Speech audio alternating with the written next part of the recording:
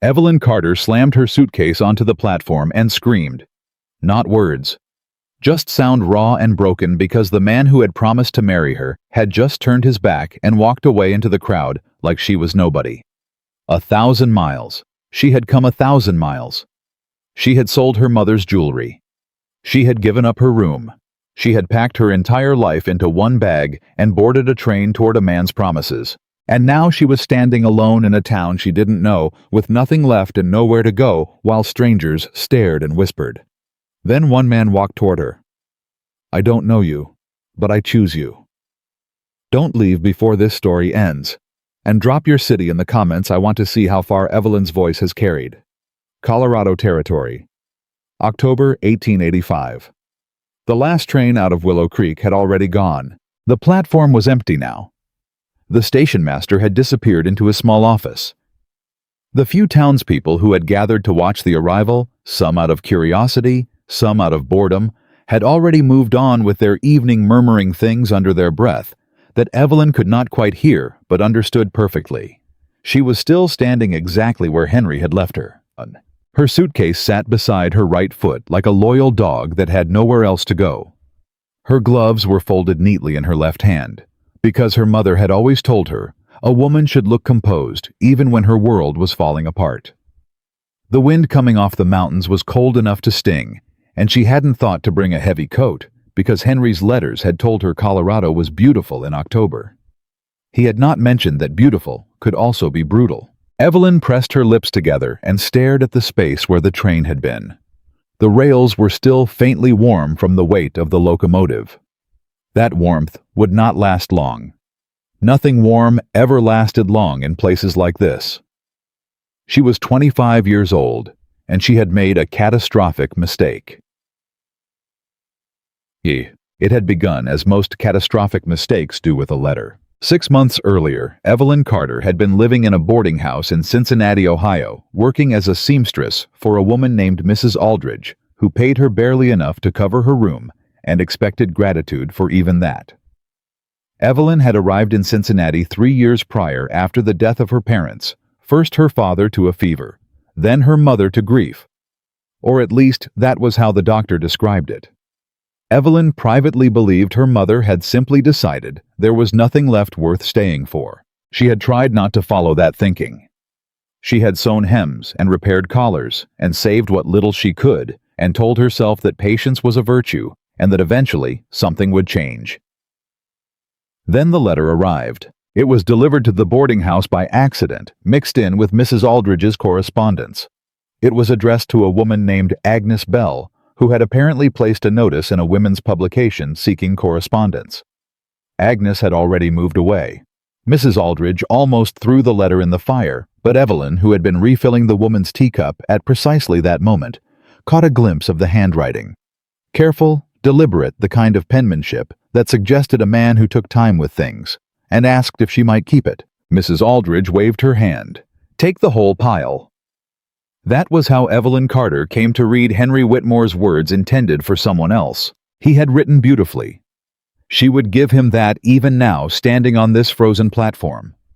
He wrote about the mountains the way poets wrote about women, with reverence, with longing, with the particular tenderness of someone who had been alone long enough to truly value the company they didn't yet have. He wrote about the house he was building. He wrote about wanting someone to share the silence with which Evelyn found unexpectedly moving, because most men who sought wives through letters talked about needing someone to cook and mend and bear children, and while Henry's letter touched on those things too, it touched on them briefly, almost as afterthoughts. The main body of his letter was about loneliness, and Evelyn understood loneliness. She wrote back under her own name, explaining honestly that she had read the letter by accident, but found herself unable to simply discard it. She told him about herself, about her parents, about Cincinnati and Mrs. Aldridge and the boarding house where the walls were thin enough that she could hear her neighbor crying most nights. She told him that she didn't know if this was appropriate corresponding with a stranger under these circumstances, but that she supposed propriety was a luxury she could no longer afford. He wrote back within 2 weeks, then within 1, then within days. By the 3rd month of their correspondence, Evelyn had read each of Henry's letters so many times the paper had grown soft along the creases. She kept them in the small wooden box that had once held her mother's jewelry, the box itself being the only piece of her mother's jewelry she had actually kept, the rest having been sold to pay the funeral expenses. In those letters, Henry described Willow Creek the way other men described paradise. He told her about the general store run by a man named Abe, who kept a jar of butterscotch candy on the counter and gave pieces to children for free because, as he put it, there were certain acts of generosity too small for God to bother keeping track of, which meant a man could get away with them for purely selfish reasons. He told her about the minister Reverend Gates, whose sermons were so long that the congregation had developed an elaborate system of discreet nudges to keep each other awake.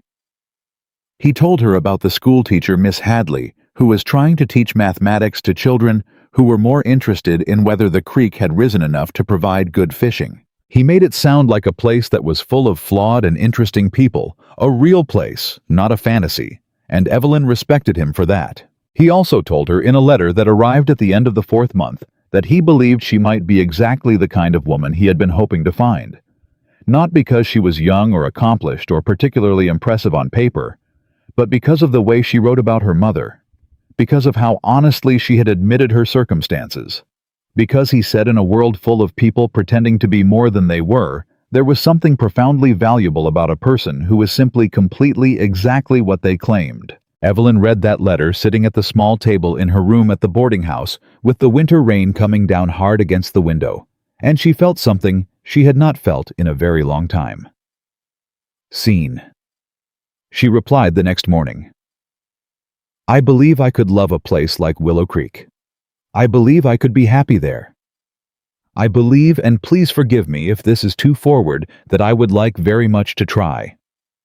His response arrived in less than 10 days. Come. She had sold nearly everything. The small collection of books she had accumulated over the years, she kept only her mother's Bible and a volume of poetry that had belonged to her father. She sold her extra dresses to a girl at the boarding house who was close to her size. She negotiated with Mrs. Aldridge, not without difficulty, for the return of a small deposit she had paid when she first took the room. When she counted what she had, it was enough for a train ticket with a narrow margin left over. She did not tell anyone where she was going except Mrs. Aldridge, who responded with the observation that Evelyn was either very brave or very foolish, and that in her experience, those two things were often indistinguishable until it was too late to matter. Evelyn had smiled and said she supposed she would find out. The journey west took 9 days across 3 different train lines, with long waits at 2 junction points, where she sat in crowded stations eating bread she had packed and watching other travelers move through their own private dramas. She saw a man reunite with his wife and 2 children, after what looked like a very long separation. The children clinging to his legs while the wife stood back slightly. Her expression complicated relief, and something she hadn't yet decided how to name. She saw a group of young men heading west with the specific energy of people who had talked themselves into believing that distance alone could solve their problems. She saw an older woman traveling alone who reminded her so strongly of her mother that Evelyn had to look away. She did not sleep well on the trains. Her mind kept cycling through possibilities, and her body refused to rest in spaces it couldn't fully trust. By the time she reached the junction at Colorado Springs, where she was scheduled to change to the smaller line that would take her to Willow Creek, she had been awake for most of 2 days, and her hands had developed a faint tremor that she attributed to insufficient food and too much hope. She bought a cup of coffee and a hard roll at the station and stood at a window watching the mountains. In the distance, the first mountains she had ever seen, and felt something in her chest unlock just slightly. This is real, she thought. This is actually happening. Henry Whitmore was waiting at Willow Creek Station. She recognized him from the single photograph he had sent, broad-shouldered, fair-haired, cleanly shaved, wearing a good coat that suggested he had made an effort. For a moment, standing at the top of the steps leading down from the train car, Evelyn felt a rush of something so close to happiness that she nearly couldn't breathe. He saw her. He did not smile. She told herself that was simply the way men were sometimes reserved in public, cautious about displaying emotion where others could see. She descended the steps carefully, her suitcase in one hand, and crossed the platform toward him with what she hoped was a composed and dignified expression. "Mr. Whitmore," she said, extending her hand. He shook it briefly. "Miss Carter." There were people around them. A few passengers, the station master, a woman with a basket who appeared to be waiting for a package. Evelyn was aware of being looked at, and she straightened her spine and held her expression steady. "How was the journey?" Henry asked. "Long," she said, "but worth it, I believe." He looked at her, then really looked at her, and she realized with a sudden cold clarity that whatever he was looking for, he had just determined she did not have it. She could not have explained how she knew. It was not any single thing. It was the quality of his gaze, the way his eyes moved over her face with assessment rather than recognition, the particular flatness that entered his expression in the moment after he finished looking. She had seen that look before, though she had hoped never to see it directed at her. It was the look people gave things they were about to put down. "Miss Carter," he said, dropping his voice low, "I need to speak plainly with you." The woman with the basket had moved closer, pretending to examine something in her purchase, while her ears were clearly pointed at them. Two other bystanders had found convenient reasons to remain on the platform. Evelyn felt the attention, like pressure. "All right," she said, because what else was there to say? "I made an error in judgment." Henry was not looking at her now. He was looking somewhere slightly past her left shoulder, in the way of men who cannot maintain eye contact while doing something they know to be wrong but intend to do anyway. "In my letters, I believe I may have created an impression that I was further along in my thinking than I actually was." Evelyn waited. "The truth is that I've recently entered into a business arrangement with a man from Denver." He cleared his throat. "A partnership. He has a daughter. It would be beneficial to the arrangement if I were to stop," Evelyn said quietly. He stopped. She needed a moment. She took it. She breathed carefully in through her nose and out through her mouth the way her mother had taught her when she was small and prone to panicking.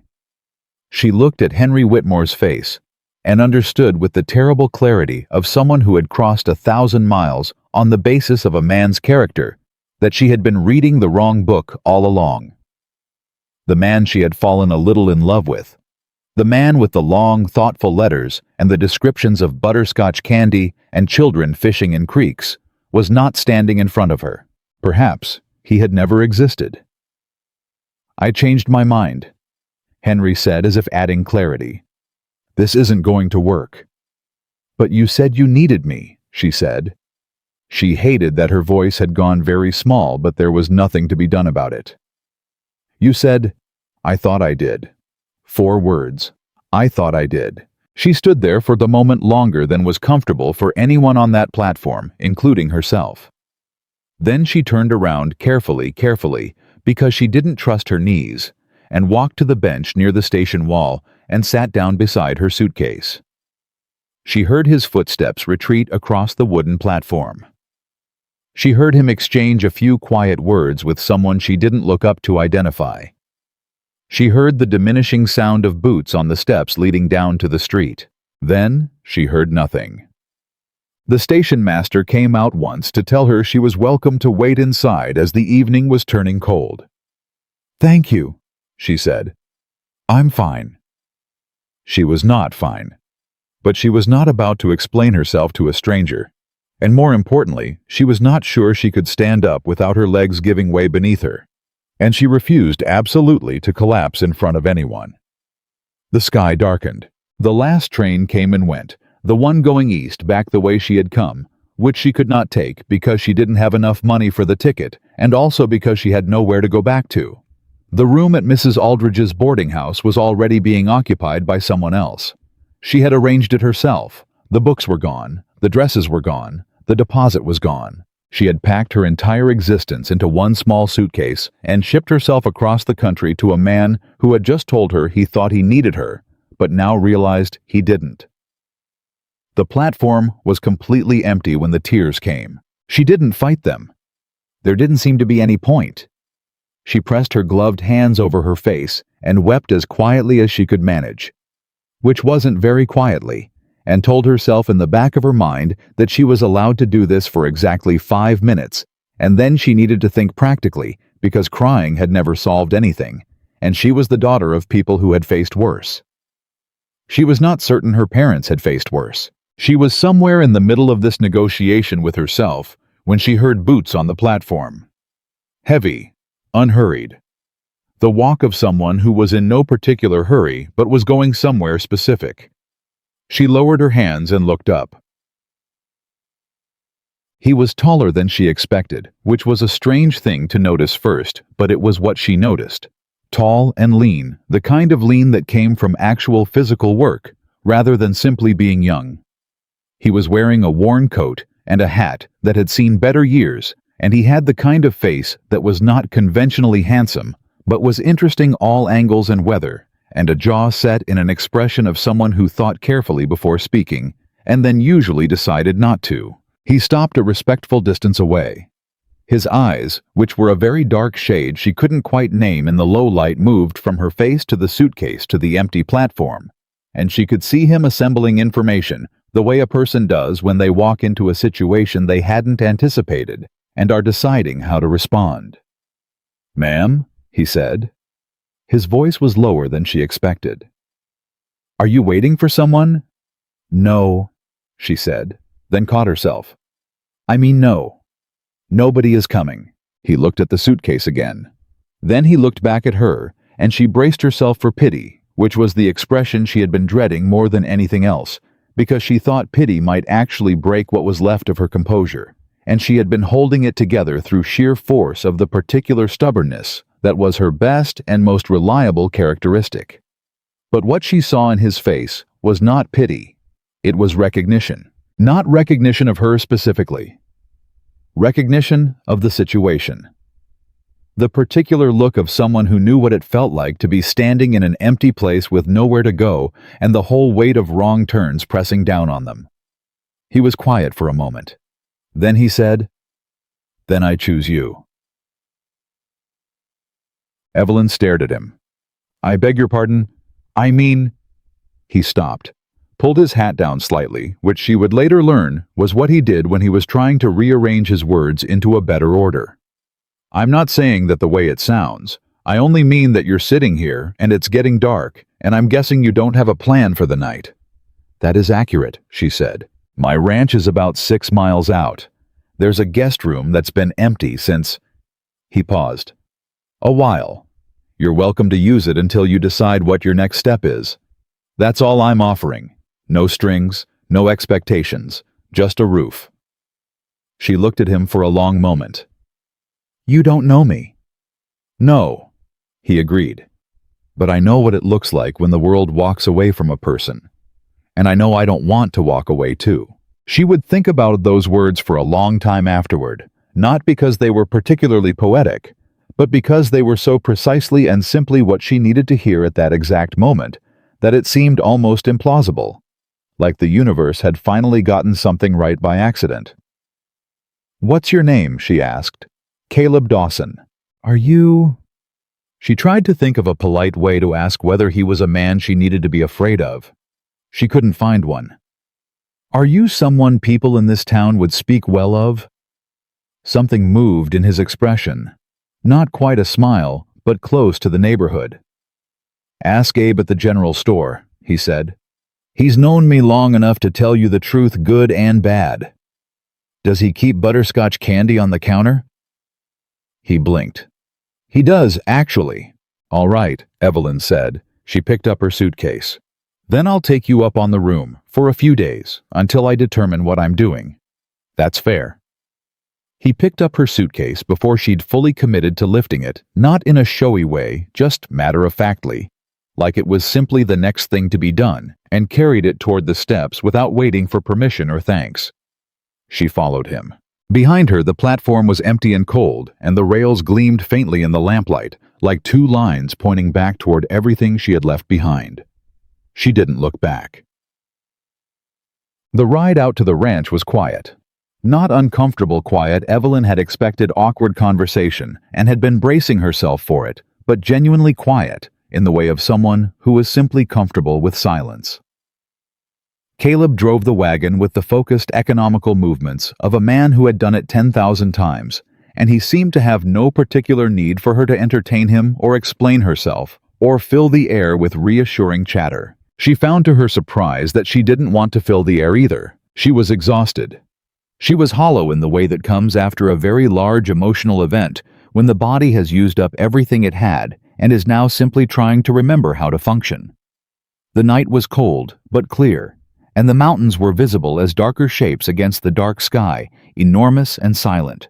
And Evelyn looked at them and thought about how strange it was that something that large could exist, and she had spent 25 years not knowing about it. "Have you lived here long?" she asked eventually. "Born here," Caleb said. Mostly. Went east for a few years when I was young. Came back?" "What brought you back?" A pause. "The East didn't need me." She considered that. "And the West does." He glanced at her sideways just briefly. "The land does. The animals do. That's enough." She thought about people who had learned to replace human need with the need of land and animals. She thought about what experience usually produced that kind of substitution. She didn't ask. The ranch house was dark when they arrived, which meant the ranch hands had long since gone to their quarters. Caleb lit lanterns with the ease of long habit and showed her the guest room, which was small and clean and smelled faintly of cedar. There was a quilt on the bed, a heavy one, well made, the kind that suggested someone had once put time and care into this house. "Wash basins down the hall," he said. "Pumps outside if you need water, or there's a pitcher already filled. Kitchen's at the end. You're welcome to whatever's in it." "Thank you," Evelyn said. He nodded.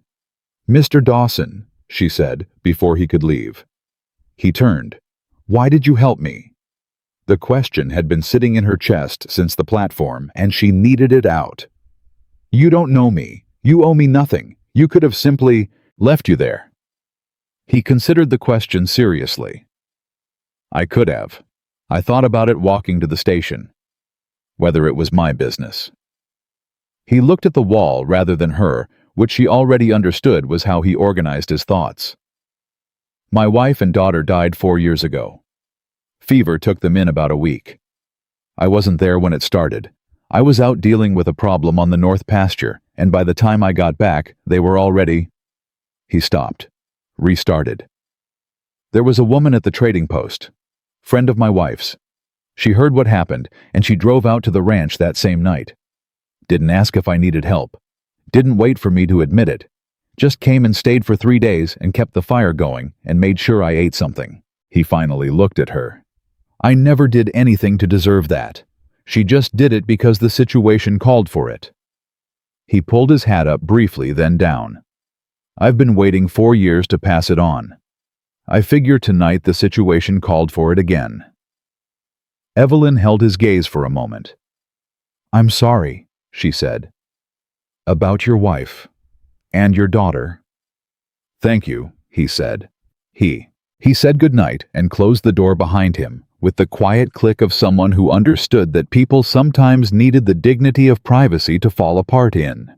Evelyn sat on the edge of the bed. She pressed her hands flat against her knees and breathed.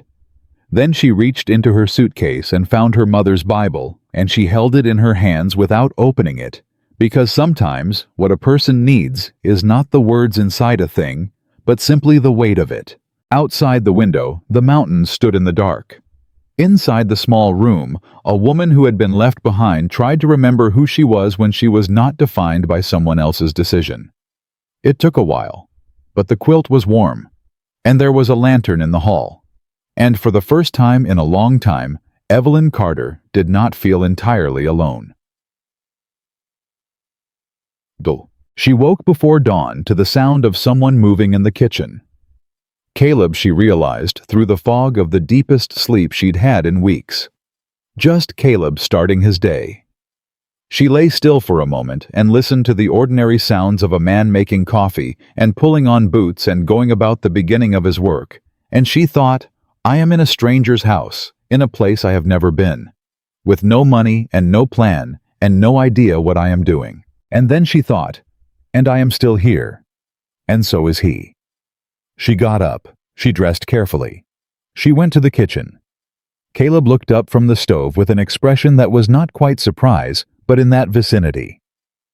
Coffee's ready, he said. I can see that, she said. Is there anything I can do to help? He looked at her for a moment with those dark, thoughtful eyes. The eggs need collecting, he said finally. If you're willing.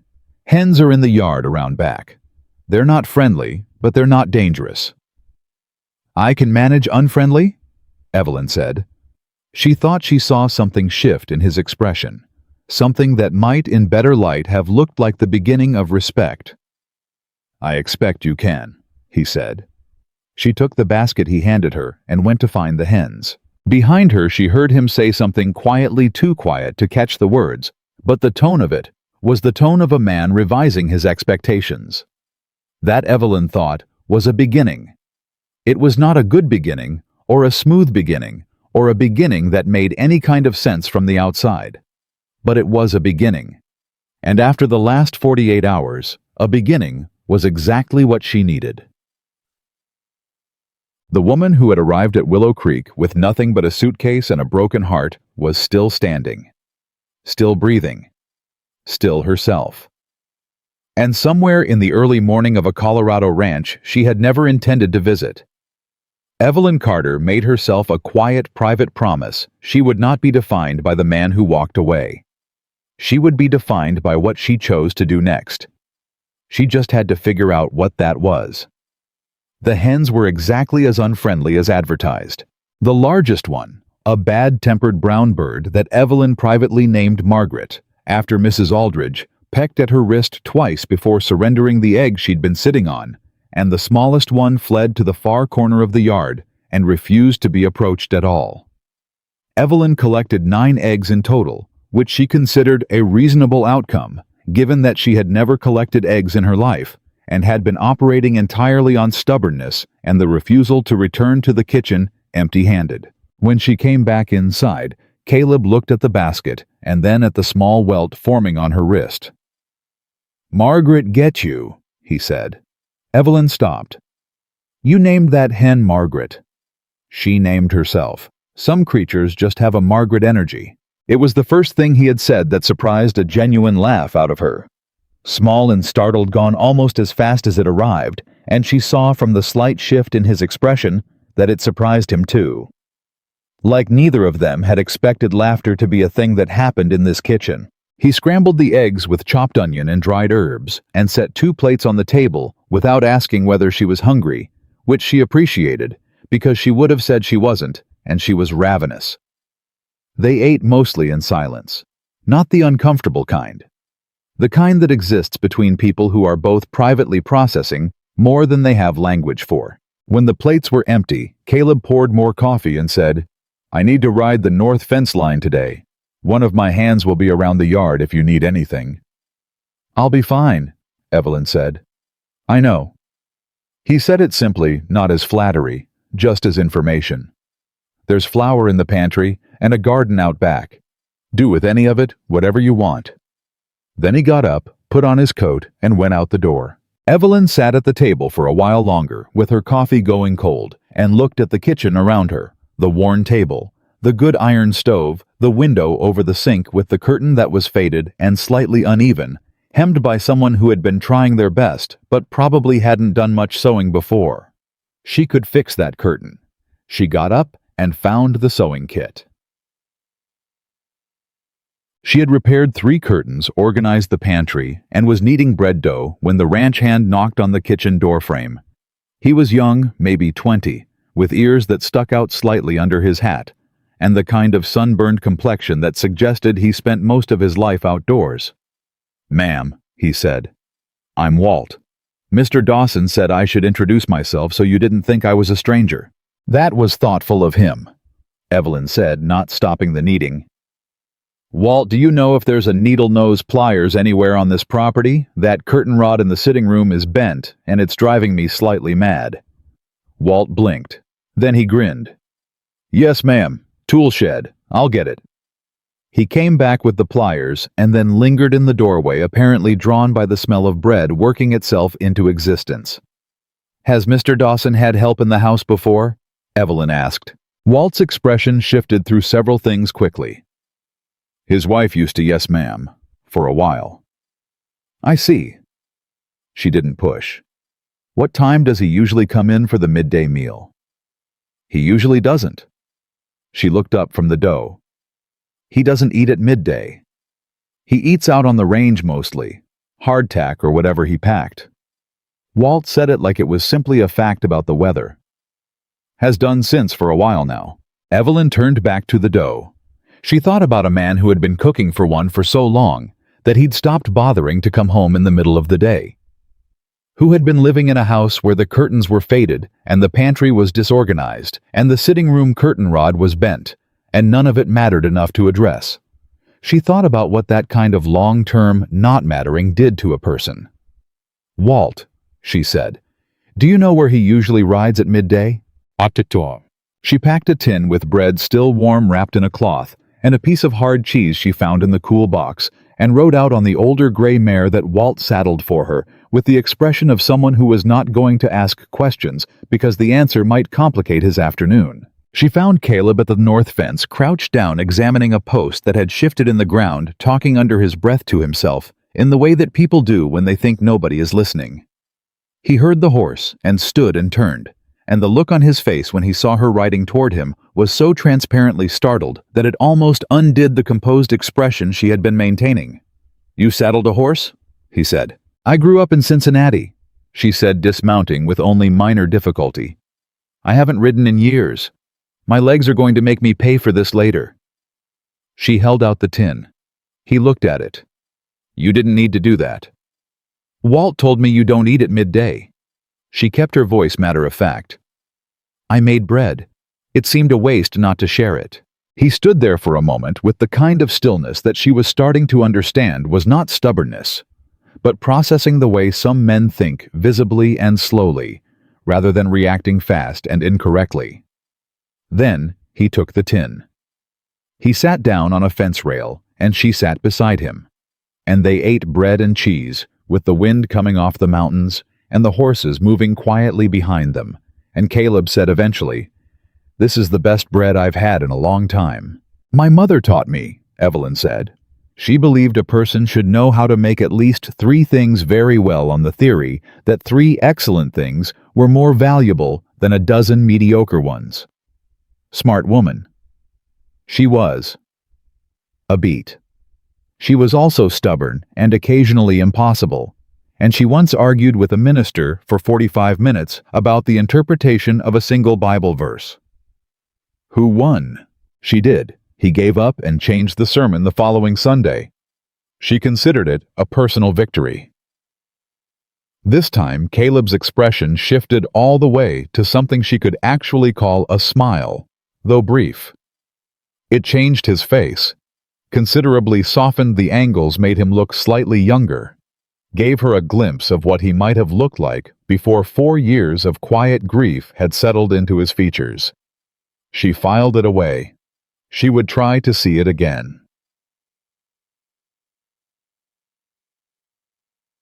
Back at the ranch that evening, Caleb ate dinner at the table without being asked to, which Walt apparently found significant enough to give Evelyn a small private look that conveyed considerable information without a single word.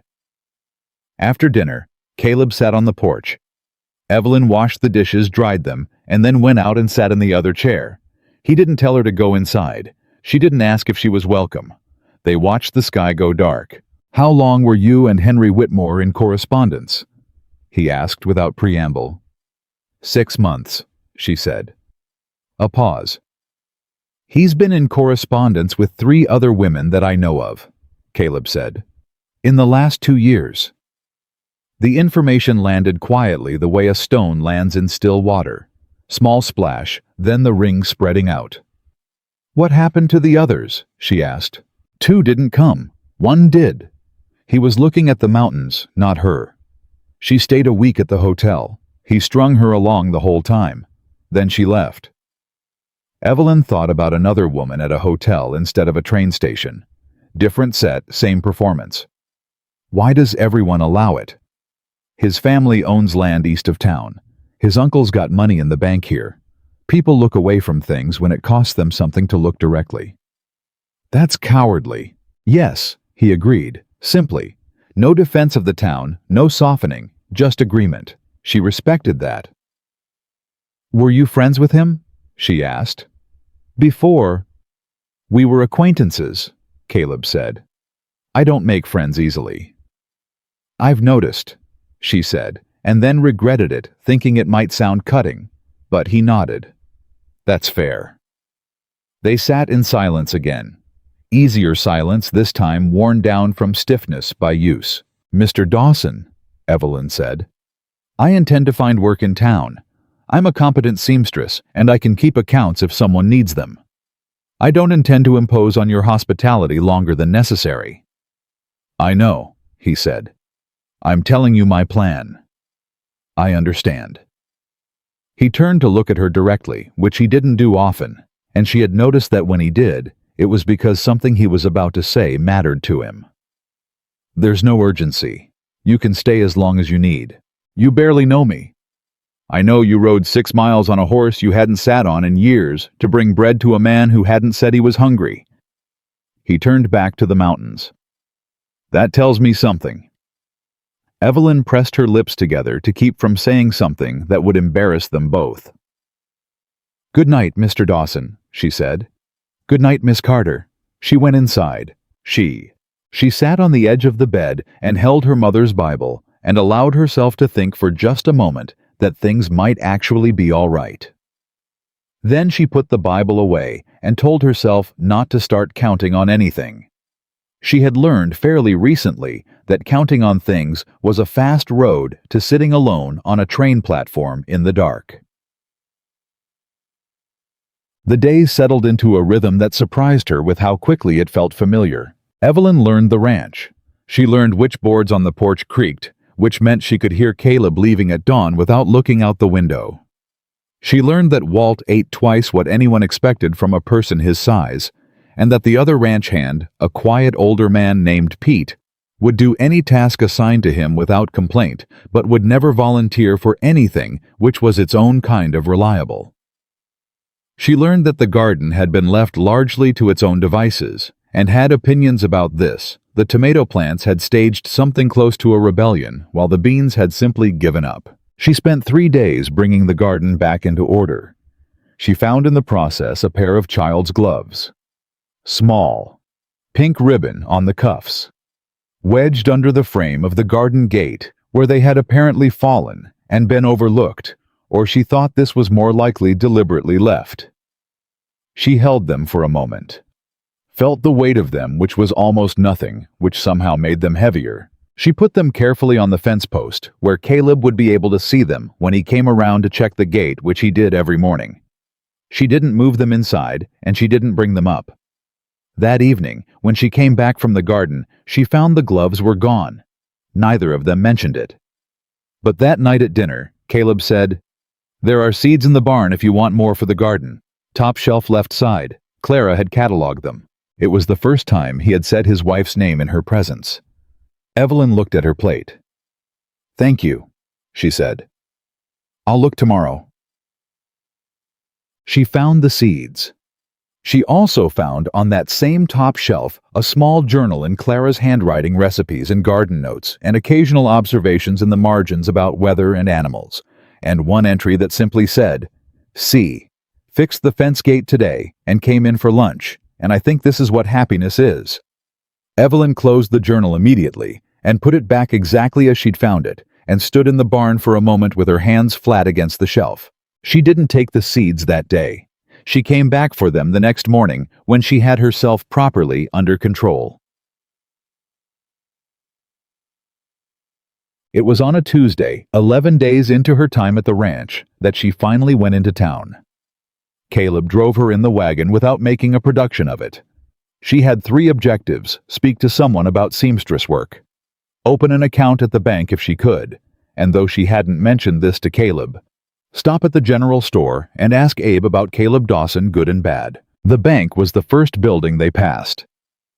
The bank manager, a man named Horton with the kind of mustache that required ongoing commitment, listened to her present herself with the polite skepticism he apparently reserved for women without existing accounts, and made vague comments about needing references. "You'll want to speak to Pastor Gates," Caleb said from just behind her, which she hadn't expected. She'd thought he was waiting with the wagon.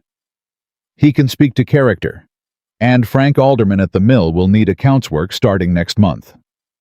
Horton's mustache shifted. "Dawson." "Horton." The 2 men looked at each other with the particular expressionless communication of people who have known each other long enough to have moved past the pretense of social warmth. "I'll hold an account for you, Miss Carter," Horton said. "Initial deposit whenever you're ready." Outside, Evelyn said, "Thank you." "You weren't going to get anywhere with him alone," Caleb said. "That's not a comment on you. That's a comment on Horton." "I know the difference," she said. She made her way to the dressmaker's shop where a woman named Ruth, late 40s, permanently ink-stained fingers, and the direct gaze of someone who had been dealing with people's vanities and measurements for 20 years, looked at Evelyn's mending work for approximately 45 seconds and offered her 3 days a week starting the following Monday. "I don't have a machine," Evelyn said. "I have 2, Ruth said. "One's idle. We'll work something out on the rate." Evelyn walked out of the dressmaker's shop with her first genuine employment in Willow Creek, and the feeling, fragile but present, of solid ground. She saved the general store for last.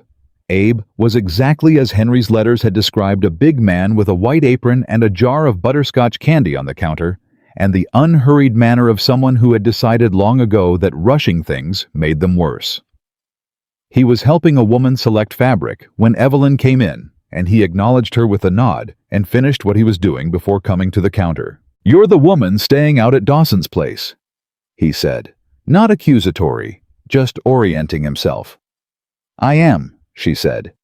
"He told me when we first met that you'd known him long enough to tell the truth about him, good and bad." Abe looked at her for a moment. "He said that he did." Abe reached into the jar and set a butterscotch candy on the counter in front of her, with the deliberateness of a man making a small ceremony out of something. "Caleb Dawson," he said, "is the most stubborn, most isolated, most unnecessarily difficult man I have known in 30 years of living in this valley. He doesn't ask for help, he doesn't accept help, and he once refused to let me bring him a meal after Clara died because he said he wasn't an invalid. He's got a temper. He keeps on a short leash, which means it doesn't get loose often, but when it does, it's notable." He paused. "He is also the first person in this town to show up when someone is in genuine trouble. He found the Hendersons' youngest when she went missing 2 winters ago, spent 3 days searching when everyone else had given up. He fixed the roof on the schoolhouse with his own materials when the town committee couldn't agree on funding. He never told anyone he did it. I only know because I saw the wagon." He leaned on the counter. "He is not an easy man," Abe said, "but he is a good one, and right now those are not the same thing for him as they used to be." Evelyn picked up the butterscotch candy and held it in her palm. "He lost a great deal," she said. "He did, and he's been paying for it ever since by making sure he doesn't have anything left worth losing." Abe straightened up. "Which is why it's interesting that he brought you home." "He was being decent," Evelyn said. "Caleb Dawson is decent with plenty of people," Abe said. "He doesn't bring them home." She didn't have an answer to that. She thanked him and put the candy in her pocket and went out into the street.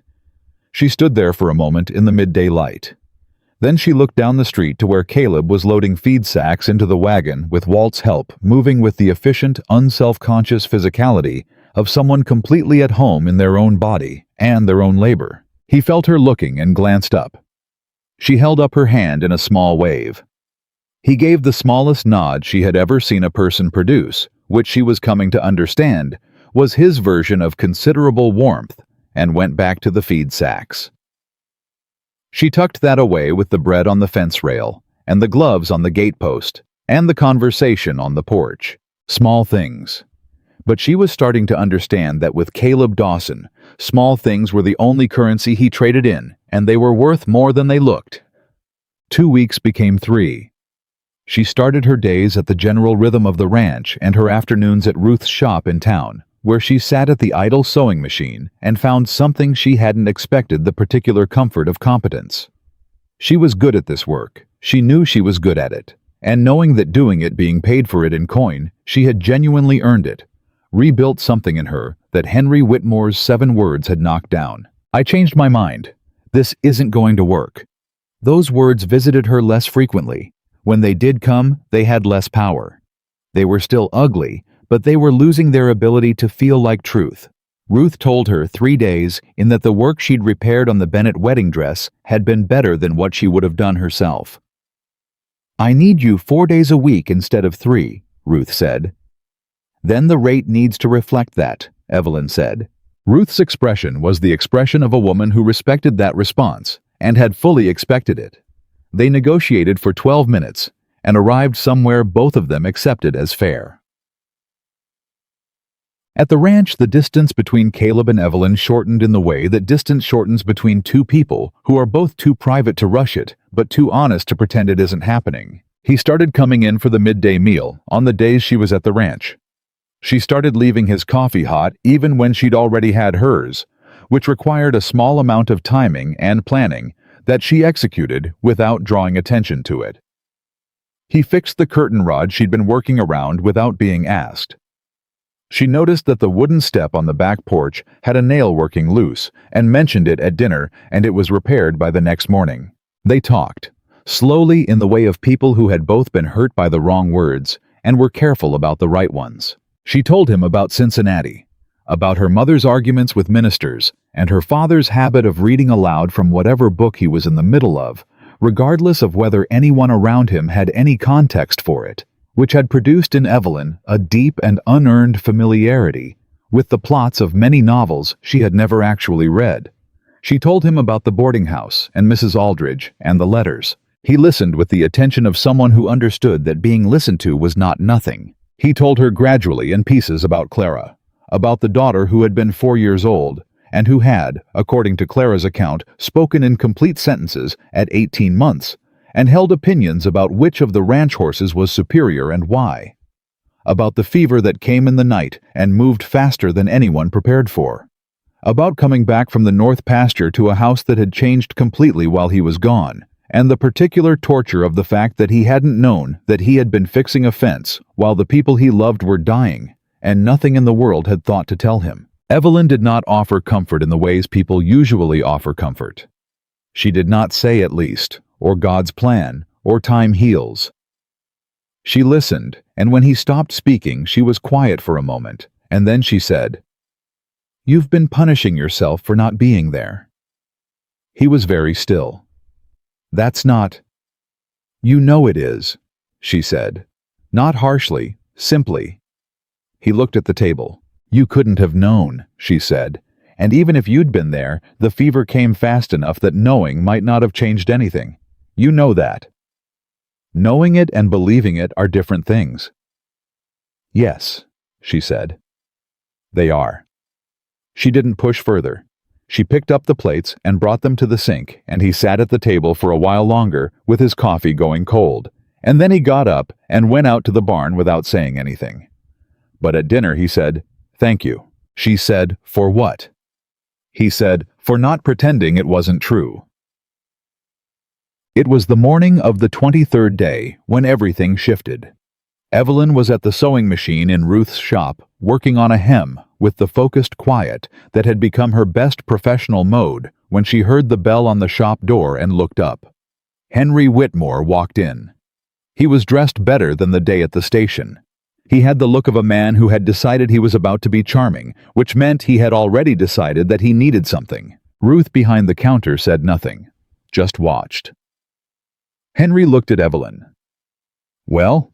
he said with a smile she recognized from his letters, the one she had once thought was warmth and now understood was a practice thing, a tool he put on and off. I'd heard you were still in town. I'm glad." Evelyn put down the hemwork. She turned on the stool and looked at him with the full, careful attention of someone who was no longer surprised. "Henry," she said. "I came to apologize," he said. He looked genuinely contrite, which was impressive, because she suspected he felt nothing of the kind. "What I did at the station was unkind and wrong, and I've been troubled by it." Ruth moved slightly behind the counter. Evelyn was aware of her. "You've come to apologize," Evelyn said. "And to tell you?" Henry took a breath, deployed the look that had probably worked on her letters 6 months ago, and had no purchase on her now at all. "I made a mistake. The arrangement I told you about with the businessman, it hasn't worked out, and I find myself thinking about what I had in those letters, what we had." Silence in the shop. Evelyn looked at him for a long moment. "Henry," she said, "you told me you changed your mind. On a public platform in front of strangers, after I had sold everything I owned and traveled 1,000 miles based on your word. I know. I'm not finished." Her voice was steady, steadier than she would have been 3 weeks ago, and she knew it. "You didn't change your mind. You made a calculation. I was the option you chose when a better option presented itself, and when that better option fell through, you came back to reassess the original. I am not an option." Henry's face shifted. The contrition dropped away. "You're staying at Caleb Dawson's ranch," he said, and his tone was different now. Informational pointed, suggesting he thought this fact was something she should feel embarrassed about. "People are talking." "Let them," Evelyn said. "He's a broken man," Henry said. "He's been broken since his family died. Half the town thinks he's not right in the head anymore." Evelyn stood up from the stool. She was not a tall woman, but she found that she did not need height for what she was about to say. "Caleb Dawson," she said, "is the finest man I have met in this territory. He has more integrity in one morning's work than you have in your entire correspondence." She kept her voice even. Not angry anger would have given him something to argue with. "He didn't offer me anything I didn't need and didn't ask for anything in return, which is something you never managed in 6 months of letters." Henry stared at her. "Goodbye, Henry," she said. "Please don't come back." She sat back down on the stool and picked up the hemwork. He stood there for 3 seconds that felt considerably longer. Then he left. The bell on the door jangled. Ruth said after a moment, "Miss Carter?" Evelyn looked up. "I'm adding you to 4.5 days a week," Ruth said. "And I'm raising your rate." Evelyn blinked. "That was good," Ruth said simply, and went back to her counter. She didn't tell Caleb about Henry's visit that evening. She intended to.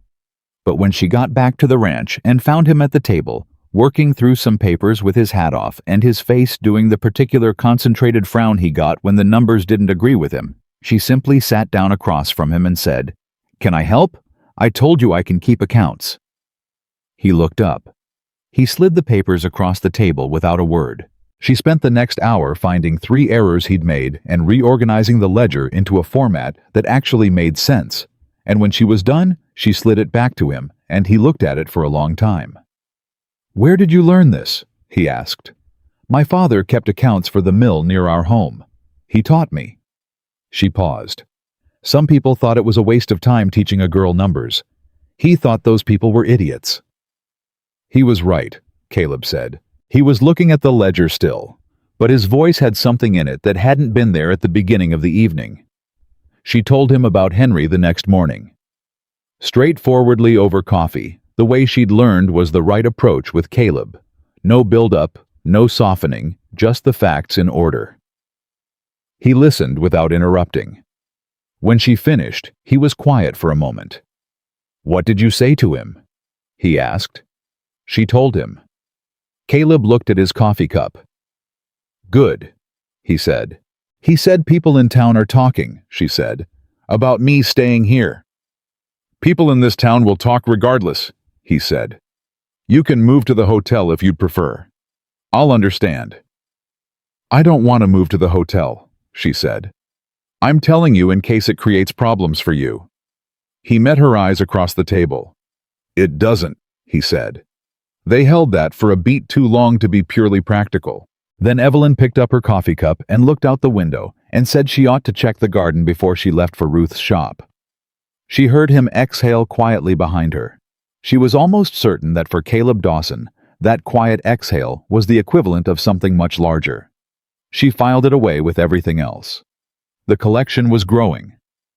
The trouble started on a Thursday. Evelyn knew it was Thursday because she had just finished her 4th consecutive day at Ruth's shop, and her fingers had the particular ache that came from sustained fine work, and she was thinking about nothing more complicated than whether the bread she'd left rising that morning had done what she'd asked it to do. She was thinking about bread when she turned the corner onto the main street and nearly walked directly into Henry Whitmore. Not alone this time. He had a man beside him. Tall, city dressed, the kind of expensive that announced itself from 20 feet away, in a territory where most people's good coat was also their only coat. The man had the broad, settled confidence of someone who moved through the world, expecting it to arrange itself conveniently around him. Henry saw her and did not look away. That was new. When he'd come to Ruth's shop, he had at least maintained the posture of contrition. Today, he looked at her the way a man looks at something he has already decided belongs to him, which was a look she recognized from a type of man she'd learned to catalog early in life. "Miss Carter," he said. "Henry," she said, and moved to go around them. "This is Edmund Farrow," Henry said as if she had asked. "He's a business partner of mine, out of Denver." Farrow extended his hand. "Miss Carter, I've heard a great deal about you." She did not take the hand. "That's interesting since we've never met." Farrow's smile didn't shift the smile of a man who had practiced it past the point of it being connected to anything genuine. "Henry speaks highly of your capabilities." The word landed with a weight it hadn't earned grammatically. "Good evening," Evelyn said and walked past them. She heard Farrow say something behind her low, and Henry's laugh in response. She did not turn around. She had learned years ago that turning around was what they wanted. It confirmed that the words had found their target. She kept walking, but her hands inside her coat pockets were pressed into fists. She told Caleb that evening. She had decided after the encounter with Henry at Ruth's shop that not telling him things was its own kind of problem. It assumed he was fragile, which he wasn't, or that she needed to manage his reactions, which she refused to start doing. So she told him about Farrow the same way she'd told him about Henry. Directly at the kitchen table over coffee. Caleb listened without moving. "Edmund Farrow," he said when she was done. "You know him. I know of him." He turned his coffee cup slowly in his hands, which was what he did when he was putting things together. "He's been buying land east of here, or trying to. Several ranchers have sold to him cheap in the last year. A couple of them didn't exactly want to sell, but they ran into problems. Fence lines disputed. Water rights suddenly contested. One family had their barn burned down with no explanation." He paused. "Nothing proven against Farrow directly." The kitchen was very quiet. "And Henry is in business with this man," Evelyn said. "Henry has been trying to get into business with this man for 2 years, Caleb said. "Farrow's got more money than anyone local. Henry wants access to it." Evelyn thought about the letter. The one she'd never actually been meant to read. The one that had described sunsets and loneliness and a warm house waiting. "He was looking for a wife who wouldn't ask questions," she said slowly. "Someone who'd come from far away, who had no family here, no connections. Someone who couldn't compare notes with anyone." Caleb looked at her. "Someone entirely dependent on him," she continued. "Who couldn't leave easily, and had no one to tell." The silence that followed had a shape to it. "He did this before," Caleb said, "with the woman who stayed at the hotel. And I've been hearing there were others." "Abe told me 2 others didn't come," Evelyn said. "So at least 3 women that we know of. Possibly more we don't." She sat with that for a moment. Then she said, "What does Farrow want with your land?" Caleb's jaw tightened, just slightly. "What makes you think he wants my land?" "Because you said ranchers east of here have been selling or having problems. Your ranch is east of town, isn't it?" He was quiet for a beat too long. "Caleb, there's a water source on the north edge of my property," he said finally. "Spring-fed, runs year-round. For a man trying to run cattle on large acreage in this territory, that water source is worth more than the land itself." "Has Pharaoh approached you?" "Once, 6 months ago. I told him the ranch wasn't for sale." "And since then?" Another pause. "I've had some fence issues on the north line," he said. "Cattle got out twice. Could be coincidence." "Is it?" He didn't answer. Which was its own answer. Evelyn set down her coffee cup. "Then we have a problem," she said. He looked at her, the direct look, the one that meant he was paying full attention. "We," he said. "Yes," she said. "We." She did not sleep well that night. Not because of fear exactly. It was closer to the feeling that preceded something, the particular alertness of a mind that has identified a threat and is running calculations while the body tries to rest. She lay in the dark and thought about Henry's letters and Pharaoh's practiced smile and Caleb's quiet admission about the fence line, and she thought about how very cleanly it all connected into a picture she wished she didn't understand as well as she did. Henry needed a wife to satisfy some social requirement Pharaoh had placed on the arrangement. Possibly Pharaoh didn't do business with unmarried men, not uncommon in certain circles, where a wife was considered evidence of stability, of rootedness, of someone with something to lose. Henry had been advertising for a woman who would fit the requirement without complicating anything. 3 women before Evelyn, 2 who hadn't come, 1 who had and left. And then Evelyn who had come, and who had inconveniently not left. And now Henry was clearly explaining something to Pharaoh about the current situation, which meant Evelyn's continued presence in Willow Creek was a factor in someone's calculations. That should have frightened her more than it did. What it did instead was make her angry. The clean, cold kind of angry that did not produce tears or panic, but produced clarity. She got up before dawn and went to the kitchen and started the stove. When Caleb came in 20 minutes later and found her already making coffee, he stopped and looked at her with the assessment of a man who could read a room. "You didn't sleep," he said. "No." She handed him a cup. "I've been thinking." About the fact that I am a witness," she said, "to what Henry did at that station. And I am not the only one. There was a woman at the hotel. There are at least 2 others who received his letters and chose not to come, which means they exist somewhere, and presumably still have the letters." Caleb sat down. If Henry and Pharaoh are engaged in land fraud or something adjacent to it, and Henry has a pattern of deceiving women as part of maintaining whatever front he needs for these arrangements, then it's not just you and me with a problem, she said. It's a legal matter. "This is a small town," Caleb said. "Pharaoh has money. Henry has family connections here. The circuit judge comes through once every 2 months. "I know," she said. "I'm not suggesting we walk into the sheriff's office this morning. I'm suggesting we find out what we can find out and we do it carefully." He looked at her for a long moment. "You've been planning this since last night," he said. "Since approximately 2 in the morning," she agreed. Something moved in his expression that she had learned to read as the particular version of respect he did not easily give, and did not give lightly. "All right," he said. "What do you need?" "I need to know the name of the woman who stayed at the hotel. And I need to know who in this town actually has the law on their side and who's just standing close to it." The woman's name was Miriam Holt, and she was not as far as she might have been. Abe knew, because Abe knew almost everything that passed through Willow Creek with any human significance. Miriam Holt had gone as far as Pueblo had family there, a cousin, and had been there ever since, which was 14 months.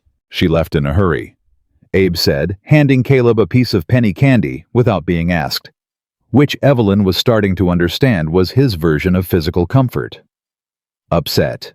Didn't say what happened exactly, but she had that look, the one where a person's been told something about themselves they know isn't true but can't prove. "Could you write to her?" Evelyn asked. Abe looked at her. "I could. Why?" "Because I want her to know she isn't alone, and because I want to know what Henry told her." She paused.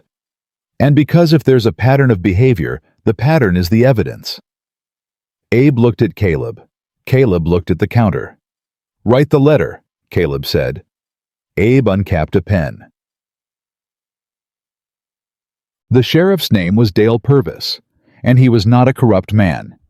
Evelyn had assessed this within 10 minutes of meeting him, which she'd arranged through Pastor Gates, who turned out to be considerably more alert than his legendarily long sermons suggested. Purvis was practical rather than principled, which meant he was moved by what could be proven rather than what was right, but it also meant he had no particular investment in protecting Henry or Pharaoh beyond what the evidence required. I've heard Pharaoh's name, Purvis said in his office with Caleb sitting beside Evelyn and his hat on his knee. Can't say I've heard anything actionable. The Henderson barn, Caleb said. Purvis looked at him. Burned down 3 months after Henderson turned down Pharaoh's offer, Caleb said. Otis Fletcher's water rights got contested the same week he said no. James Carey's cattle got out twice after Pharaoh sent him a second letter. Those are patterns, not evidence. I know, Caleb said. I'm telling you because my fence line has been having problems since I turned Pharaoh down 6 months ago. Purvis sat back in his chair. And if someone were to contest your land title, Evelyn said, on what grounds could they do it? Purvis looked at her with the look of a man recalibrating. Deed irregularities, survey disputes, boundary errors, real or manufactured. With enough money and a cooperative surveyor, a man can make a legitimate land title look questionable on paper. And how long does that kind of legal process take to resolve? Long enough, Purvis said, that some people find it easier to sell than fight. Evelyn looked at Caleb. Caleb's jaw was set with the particular tension of a man who had just heard someone describe the thing he'd been afraid of out loud. If that happens, Evelyn said to Purvis, and it turns out Pharaoh and Whitmore have manufactured the dispute, is that actionable? If we can prove it, Purvis said. That's a significant if. Then let's make it a smaller if, she said. It happened faster than she'd expected. She was at Ruth's shop on Friday morning, 12 days after the conversation with Purvis, when Walt came in at a pace that was close enough to running that Ruth looked up from her counter with alarm. Miss Carter, Walt said, hat in hand, breathing harder than normal. Mr. Dawson needs you. She had her coat on before he finished the sentence. The county land office had received a formal dispute filing that morning, a claim that the north boundary of Caleb Dawson's ranch had been incorrectly surveyed 15 years ago, and that 8 acres, including the spring-fed water source, legally belonged to a land parcel now held by an investor out of Denver. Edmund Pharaoh's name was on the filing. Henry Whitmore's signature was on the supporting documentation in his capacity as a self-described witness to the original survey. Caleb was standing at the kitchen table when she came in, the filing in his hands, reading it with the stillness of a man who is making himself stay very calm about something that is very serious. He looked up when she came in. They moved, he said. She took the papers from him and read them carefully. Then she read them again. This surveyor, she said, pointing to a name at the bottom of the technical documentation. Oliver Marsh. Is he local? He's out of Colorado Springs. Does anyone here know him? I don't know. Why? She set the papers down flat on the table. Because Henry Whitmore signed this as a witness to a survey he almost certainly didn't witness, she said. He was 17 years old when this survey was supposedly conducted. I know because he mentioned his age in one of his letters. He told me he was born in 1851 and that he'd come to Colorado when he was a boy of 10 with his father. She looked up. This survey document is dated 1863. Henry would have been 12. The kitchen was very quiet. A 12-year-old can't be a legal witness to a land survey, she said. Caleb stared at her. He lied on a legal document, he said. He did. And if Oliver Marsh is a legitimate surveyor who doesn't know his documentation is being used fraudulently, then Marsh is also a victim of this, which means Marsh may be very interested to learn that his professional credentials are attached to a forged witness signature. Caleb sat down. He sat down because she suspected his legs had gone slightly unreliable, which was an understandable response. "You figured that out from the dates," he said. "I've read every letter Henry ever wrote me," she said. "He told me a great deal about himself. He was trying to make me trust him." She paused. He succeeded, just not in the way he intended. They rode to Colorado Springs the next morning. It was a 4-hour ride each way, and Caleb had not planned to ask her to come, and she had not given him the opportunity to not ask her. She simply came down to the barn at 5 in the morning with her coat and her father's copy of Henry's relevant letter in her pocket. She had kept them all folded in the wooden box, with her mother's Bible, because she had always known, even if she couldn't articulate why, that those letters were a document of something. And she saddled the gray mare while Caleb looked at her with the expression of a man reconsidering what he thought he knew. "You kept the letters," he said. "I keep everything," she said. "My mother said you never know what you'll need." Oliver Marsh's office was on a commercial street in Colorado Springs above a dry goods store. He was a compact man in his late 50s with a draftsman's precision about him. Everything in his office was in order, and he had the look of someone for whom accuracy was not a professional standard, but a personal one. He looked at the survey document for a long time. Then he looked at the name beside the witness signature. "Whitmore," he said. "Henry Whitmore," Evelyn said. "He was born in 1851. The document is dated 1863. Marsh looked at the document again. His expression, which had started out professionally neutral, was doing something more complicated. "I did not produce this survey," he said. Caleb and Evelyn both went very still. "I beg your pardon?" Caleb said. "I did not produce this survey," Marsh repeated more firmly. "That is my signature. That is my seal. But I did not conduct a survey of that property in 1863 or any other year." He stood up. "Mr. Dawson, someone has forged my documentation." There are moments when several large things come together at once, and the mind tries to keep up with all of them, while the body simply stands very still and breathes.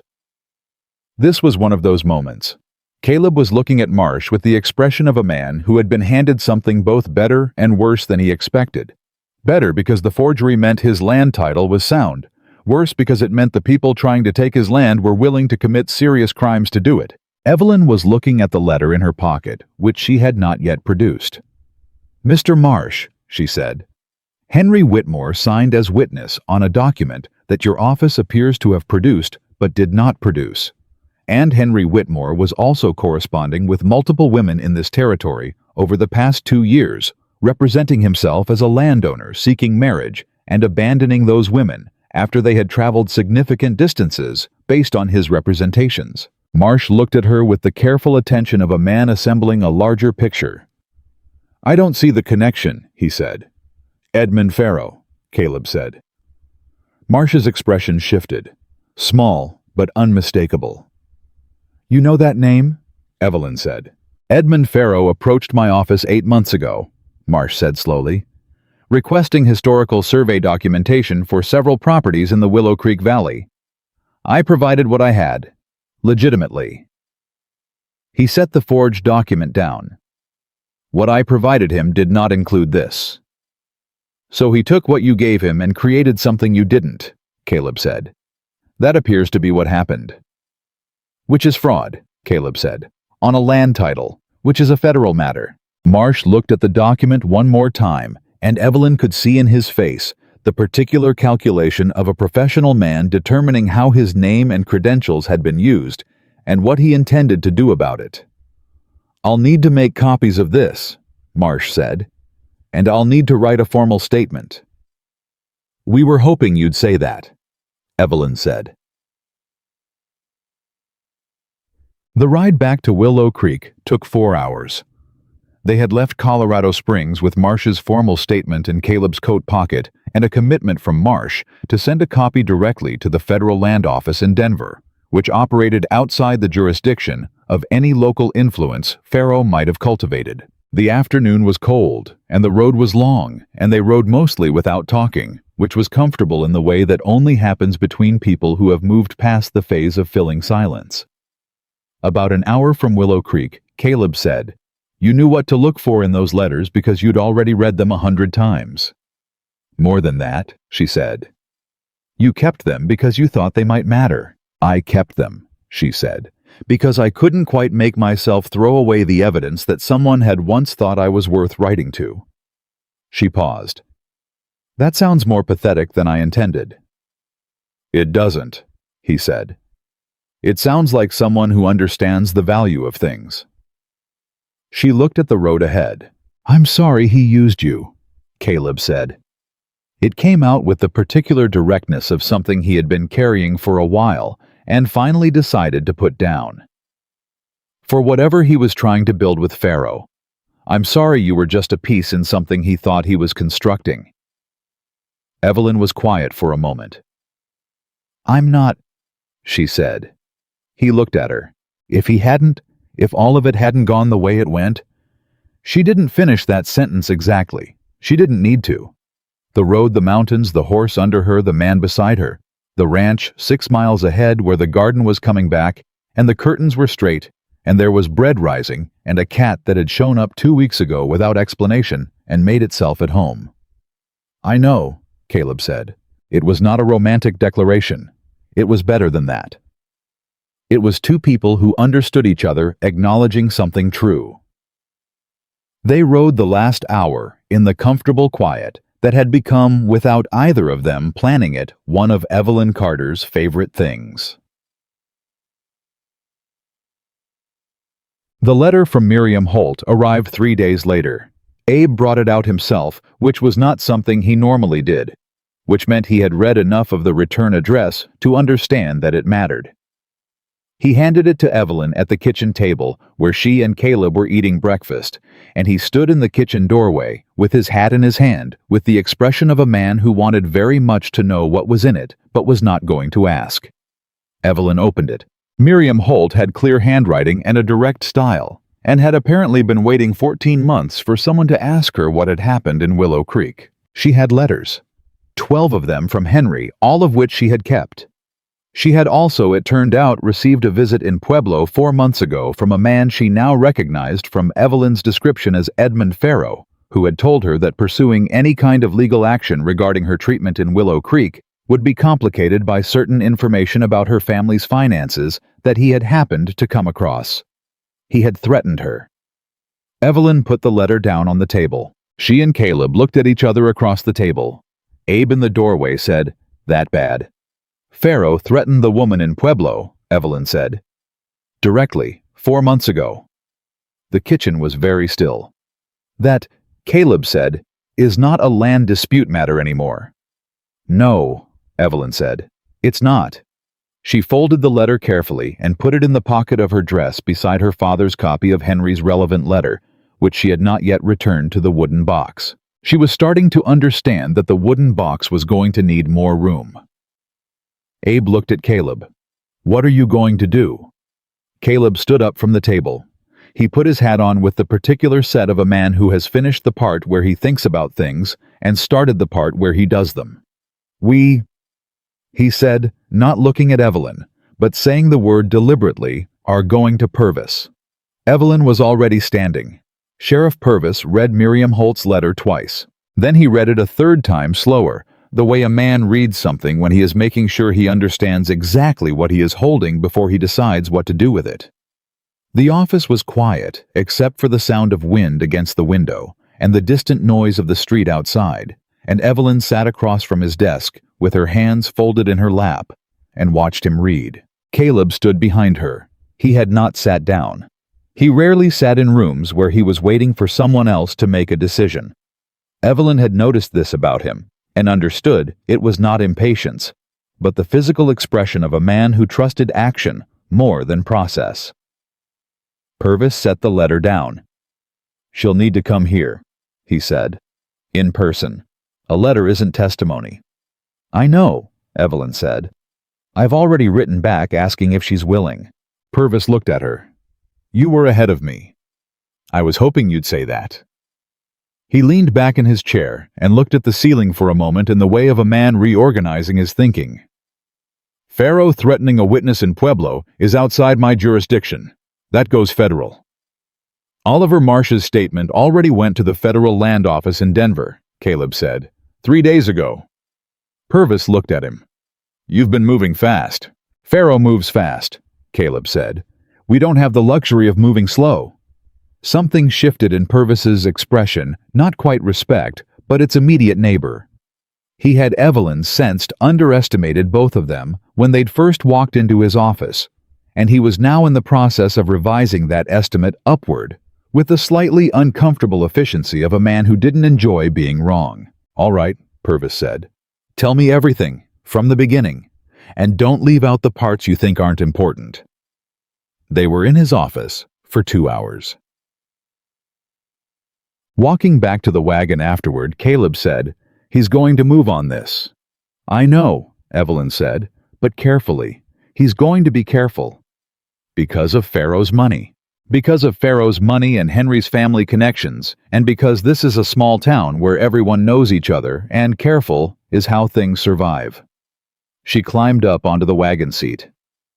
Which is why we need Miriam here in person, before anything official happens. Her testimony, combined with Marsh's statement and the letters, changes the weight of the evidence considerably.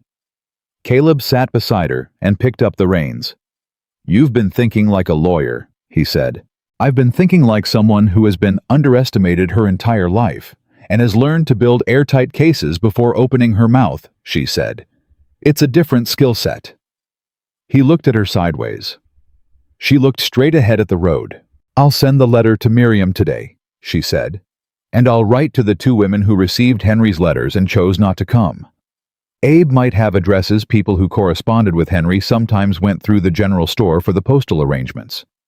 You want to find all of them. I want to make sure that whatever case gets built against Henry and Pharaoh is built on the full truth, not a partial version of it. She paused. Henry chose women he thought were isolated. No family nearby, limited resources far from home. He assumed that isolation made them powerless. She let that sit for a moment. He miscalculated. Caleb was quiet for the length of a long breath. He did, he said. They rode back to the ranch in the thin afternoon light, and Evelyn wrote 4 letters before dinner. Henry found out they had been to see Purvis within 48 hours. Evelyn didn't know how small towns had their own information systems that operated faster and more reliably than the postal service, but she wasn't surprised. What surprised her was how Henry chose to respond. He came to the ranch. Not Henry and Pharaoh together, just Henry alone on a Tuesday morning when Caleb had ridden out to the north fence to check whether the latest disruption had been repaired to his satisfaction. Walt was working in the barn. Pete was somewhere on the south pasture. The yard was quiet. Henry rode up and dismounted and walked toward the house with the confident stride of a man who had decided on his approach in advance and was committed to it. Evelyn saw him coming from the kitchen window. She dried her hands and went to the door and opened it before he could knock, which had the effect of slightly disrupting whatever opening he had prepared. "Henry," she said. "Evelyn?" He had dropped the formality, which told her something. "Can we speak privately?" "We can speak here." He glanced toward the barn, lowered his voice anyway. "I know you've been to see Purvis. I know about Marsh in Colorado Springs, and I know you've written to Miriam Holt." She said nothing. Silence was frequently more useful than words. "You're making a mistake," he said. "Pharaoh is not someone who responds well to this kind of interference. He has resources you don't. He has lawyers in Denver who specialize in exactly this kind of thing, and they will tie up any case Purvis tries to build for years." "Is that a threat, Henry?" she asked. Her voice was pleasant, deliberately pleasant. "It's a fact." "You came here to deliver a fact." "I came here." He stopped, rearranged himself. "I came here because what happened at the station was wrong, and I know it was wrong, and I don't want to see you get hurt because of it. Pharaoh is..." Another stop. Something moved in his face that might have been genuine discomfort, or might have been a performance of it. She found she could no longer tell the difference with him if she ever could. He is not a careful man when he feels cornered. Then he and I have something in common, Evelyn said. Henry looked at her for a long moment. You've changed, he said. Colorado agrees with me, she said. She saw the flash of something in his eyes. Frustration possibly, or the particular resentment of a man who has underestimated someone and is now facing the consequences. Evelyn? His voice shifted again, lower. The voice from the letters, the one that had once made her feel seen. Think about what you're doing. You have a position here, a job, a situation that is working. Why would you risk that? Why would you make enemies of people who could simply leave you alone if you let this go? She stepped fully out onto the porch and pulled the door closed behind her. Because Miriam Holt is living in Pueblo, scared to come back, she said. Because there are at least 2 other women who got letters from you and were frightened enough not to come in the first place. Because you tried to use me as a prop in an arrangement with a man who has been committing fraud across this valley, and the only reason it didn't work out for you is that I happened to read a letter that wasn't addressed to me. She held his gaze. You chose women you thought were powerless, Henry. I'm asking you to reconsider that assessment. He said nothing. Go home, she said. And when the federal office contacts you, and they will contact you, I would recommend telling the truth. She went back inside and closed the door. She stood in the kitchen for a moment with her back against the door, and her hands pressed flat at her sides, breathing carefully the way her mother had taught her. Then she went back to the stove. Her hands were steady. Caleb came in at midday, and she told him about Henry's visit while they ate. His expression went through several things. She watched them pass the protective anger she had come to recognize the controlled effort to stay rational, and beneath both of them, something she identified as the particular discomfort of a man who didn't like knowing she had been alone on that porch. He threatened you, Caleb said. He delivered a warning wrapped in concern, she said. It was sophisticated. He's had practice. He had no business coming here. No, she agreed.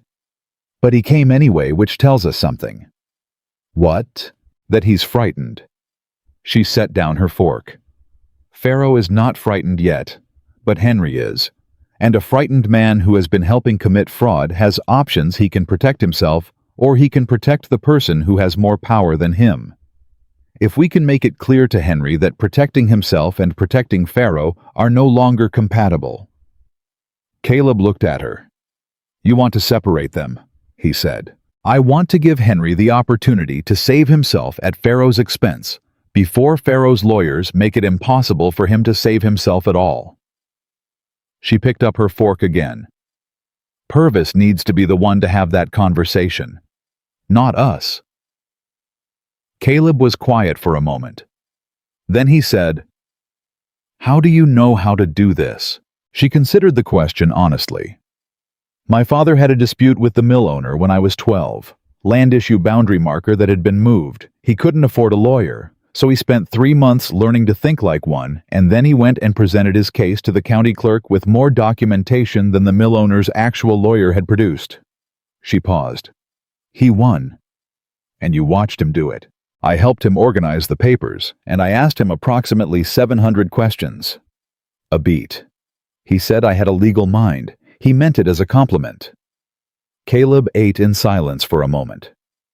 He was right, he said. She let that land. I'm going to ride into town and speak to Purvis after lunch, she said. About the Henry conversation. I'll ride with you. She looked at him. Not because you need me to, he said. Because I'd like to. The difference was enormous, and they both knew it. All right, she said. Purvis took the information about Henry's visit with the focused attention of a man mentally reorganizing his case file. He's scared, Purvis confirmed, which matched Evelyn's assessment.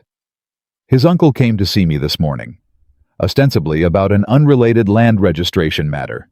Spent 20 minutes making casual observations about how complicated land disputes can get, and how much everyone in town valued stability. Pressure, Caleb said.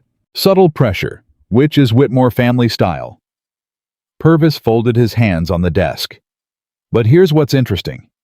Henry's uncle has never liked Pharaoh. Thought Henry was making a mistake getting involved. Which means the uncle is here protecting the family name, not Pharaoh. They're already splitting, Evelyn said. Purvis looked at her. Seems like. Then the conversation with Henry needs to happen now, before Pharaoh's lawyers arrive from Denver and make it legally complicated for Henry to talk to anyone. Purvis was quiet. You want me to offer him something, Purvis said. I want you to give him the opportunity to be honest before he runs out of time to benefit from it, Evelyn said. I'm not asking you to give him amnesty. I'm asking you to have the conversation before Pharaoh's people make it impossible. Purvis looked at Caleb. You're comfortable with this? She's right, Caleb said. It came out simple and complete. Purvis uncapped his pen. Miriam Holt's reply arrived on a Friday. She was coming. She had written the response the same day she received Evelyn's letter, which meant she had been waiting for exactly this, for someone to ask her to come back to tell her that this time it would be different, that this time she would not be standing alone. She would arrive the following Tuesday on the afternoon train, and she was bringing Henry's 12 letters and a sworn statement she had already had notarized by a lawyer in Pueblo who had, she wrote, been encouraging her for months to do something with what she knew. Evelyn read the letter at the kitchen table with Caleb sitting across from her. When she finished, she folded it and set it down carefully. She's been carrying this alone for 14 months, she said. Not alone anymore, Caleb said. It was a simple thing to say. He said most things simply. But there was a weight behind it that she felt in her chest, the weight of someone who understood what it was to carry things alone, and who had in the last 2 months quietly begun setting some of those things down. The circuit judge was due through Willow Creek in 3 weeks.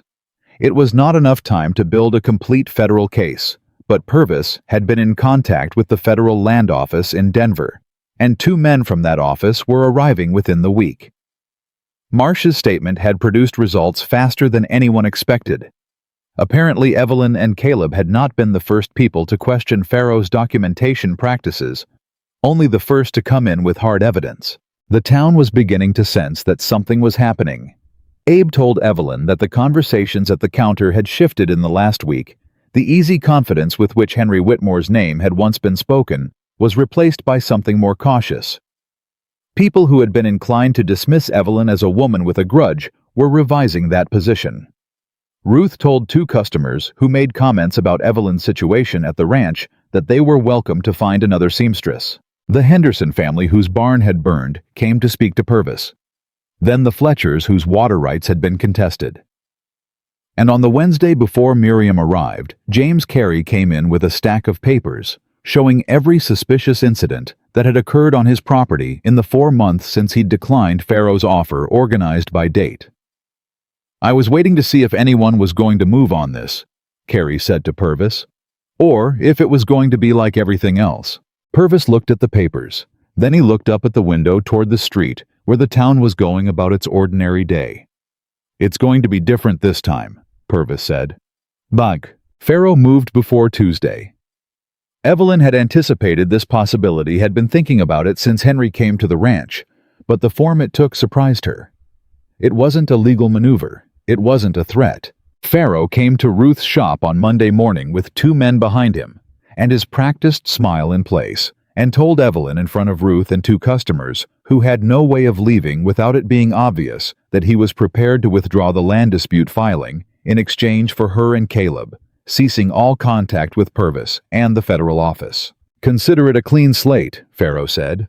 The filing disappears. The legal costs disappear. Mr. Dawson keeps his land without the expense and time of a dispute proceeding, and you keep your arrangement here without it becoming any more complicated than it already is. The shop was completely still. Ruth had set down her scissors. The 2 customers were examining things on the shelves with the focused attention of people who are not looking at anything but are listening to everything. Evelyn looked at Pharaoh. She thought about Miriam Holt on a train from Pueblo. She thought about the Hendersons' barn. She thought about Marsh's forged signature, and Henry's impossible witness date, and James Carey's organized stack of papers, and Caleb's fence line that kept developing problems after a man made him an offer he'd declined. She thought about the woman at Willow Creek Station, the one who had sat beside her suitcase in the dark and wept. She thought about what that woman would have said to this offer. Then she thought about who she was now. "No," she said. Pharaoh's smile didn't drop. It recalibrated. "Miss Carter, the answer is no," she said.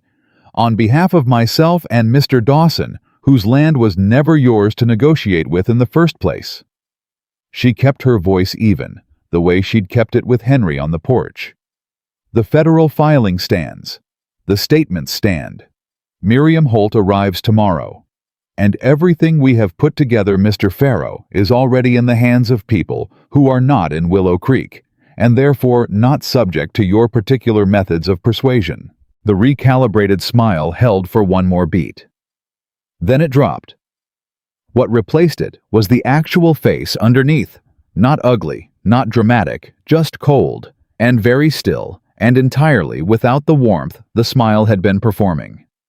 This Evelyn understood was the real Edmund Pharaoh, the one the Hendersons had seen, the one who had gone to Pueblo and frightened Miriam in her own home. "You should think carefully," he said, "about what you're doing." "I have thought carefully," she said. "It's what I do." He left. Ruth picked her scissors back up. 4.5 days, Ruth said, is not enough. I want you here full time. One of the customers at the shelf turned around. "My husband's on the town council," she said to Evelyn. "I'm going to tell him exactly what just happened in here, word for word." Evelyn looked at her. "Thank you," she said, and meant it completely. Caleb's reaction to the Pharaoh visit was the quietest she had seen him since the night he told her about Clara. He sat at the table that evening with his coffee, and she told him what had happened, and he listened, and when she was done, he was still for a long time. "He came to you," he said. "Not to me." "Because he thought I was the more negotiable party," she said. "Because I'm a woman who arrived in this territory with nothing, and he assumed that meant I had less to lose." Caleb's hand around the coffee cup tightened slightly. "He was wrong," he said. "He was wrong," she agreed. "But it's useful. It means he's recalculating. He came to negotiate, which means he knows the evidence is real." Caleb looked at the table. "Evelyn," he said. She waited.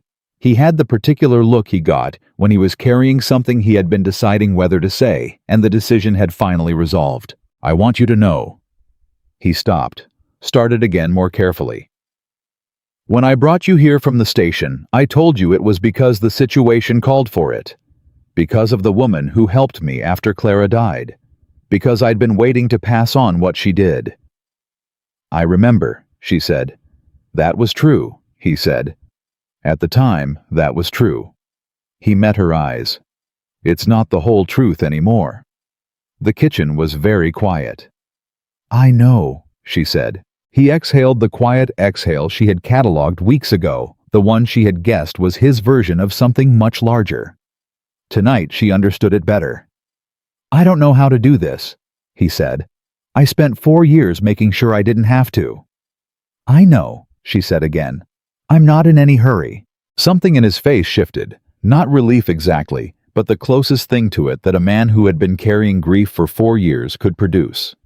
Like a knot that had been held too long, finally incrementally beginning to ease. "You've been patient with me," he said. "You've been patient with me," she said. "The first 2 weeks I was here, I woke up at night convinced I was going to collapse." "I know," he said. "I left the lantern on." She had known that, of course. She had known it from the first night. But hearing him say it out loud, "I know I left the lantern on," as a simple statement of purposeful action, rather than unconscious habit that was different. "Yes," she said. "You did." They sat in the quiet kitchen with their coffee going slowly cold, and neither of them moved to break it, because sometimes the most important thing two people can do is simply remain in the same room and let the air between them settle into something real. Viega. Miriam Holt stepped off the Tuesday afternoon train, looking nothing like Evelyn had imagined. She had pictured someone fragile, someone still visibly damaged by what had happened. Instead, Miriam was a compact, straight-backed woman in her early 30s, with dark eyes and the particular expression of someone who has been angry for a long time and has found a productive use for it. She saw Evelyn on the platform and walked toward her without hesitation. "You're Evelyn Carter," she said. "I am," Evelyn said. "Thank you for coming." "I've been waiting 14 months for someone to give me a reason," Miriam said. She looked at Caleb, who stood slightly back. "You're Dawson." "Yes, ma'am," Caleb said. Miriam looked at him for a moment. Then she said, "He came to Pueblo, Faro. Came to my cousin's house. My cousin has 3 children. He stood in the front yard and talked about how things could become complicated for families who involved themselves in matters that didn't concern them." She said it factually without performance. "I've been afraid every day since. I want that to stop." "It's going to stop," Evelyn said. Miriam looked at her with the specific, clear-eyed assessment of a woman who had learned not to take assurances at face value. "Show me what you have," Miriam said, "and then I'll decide what I believe." They went to Purvis's office. Miriam spread Henry's 12 letters on Purvis's desk alongside Evelyn's selection from her own correspondence, and the overlap was so precise, phrases repeated almost verbatim. The same descriptions of sunsets and warm houses and loneliness, the same careful cultivation of trust that Purvis stopped making notes and simply stared. He had a template, Miriam said. He wasn't writing to women, he was filling in a form. "Yes," Evelyn said. Purvis picked up one letter and then another, comparing. "The witness statement you mentioned," he said to Miriam. "The notarized one." Miriam reached into her bag and placed it on the desk. Purvis read it. When he looked up, something in his expression had resolved into the particular clarity of a man who has finally assembled enough pieces to see the full shape of a thing. "Henry Whitmore signed a forged land document as a 12-year-old legal witness," he said. "Edmund Faro manufactured a surveyor's seal to create false evidence in a land dispute. Faro personally threatened a witness in Pueblo. And there is a pattern of correspondence fraud going back at least 2 years, targeting women chosen specifically for their vulnerability." He set the statement down. "This is not a small-town matter anymore." "No," Evelyn said. "It isn't." "The 2 men from the Federal Land Office arrived Thursday," Purvis said. He looked at all 3 of them. "I'd like all of you here when they do." The federal men were not what Evelyn expected. She had anticipated formality, the slow machinery of official process. Instead, they were practical, efficient, and visibly already familiar with Edmund Faro's name in a context that went beyond Willow Creek. "We've been looking at Faro's land acquisition activities for 7 months." The senior agent, a man named Whitfield, said.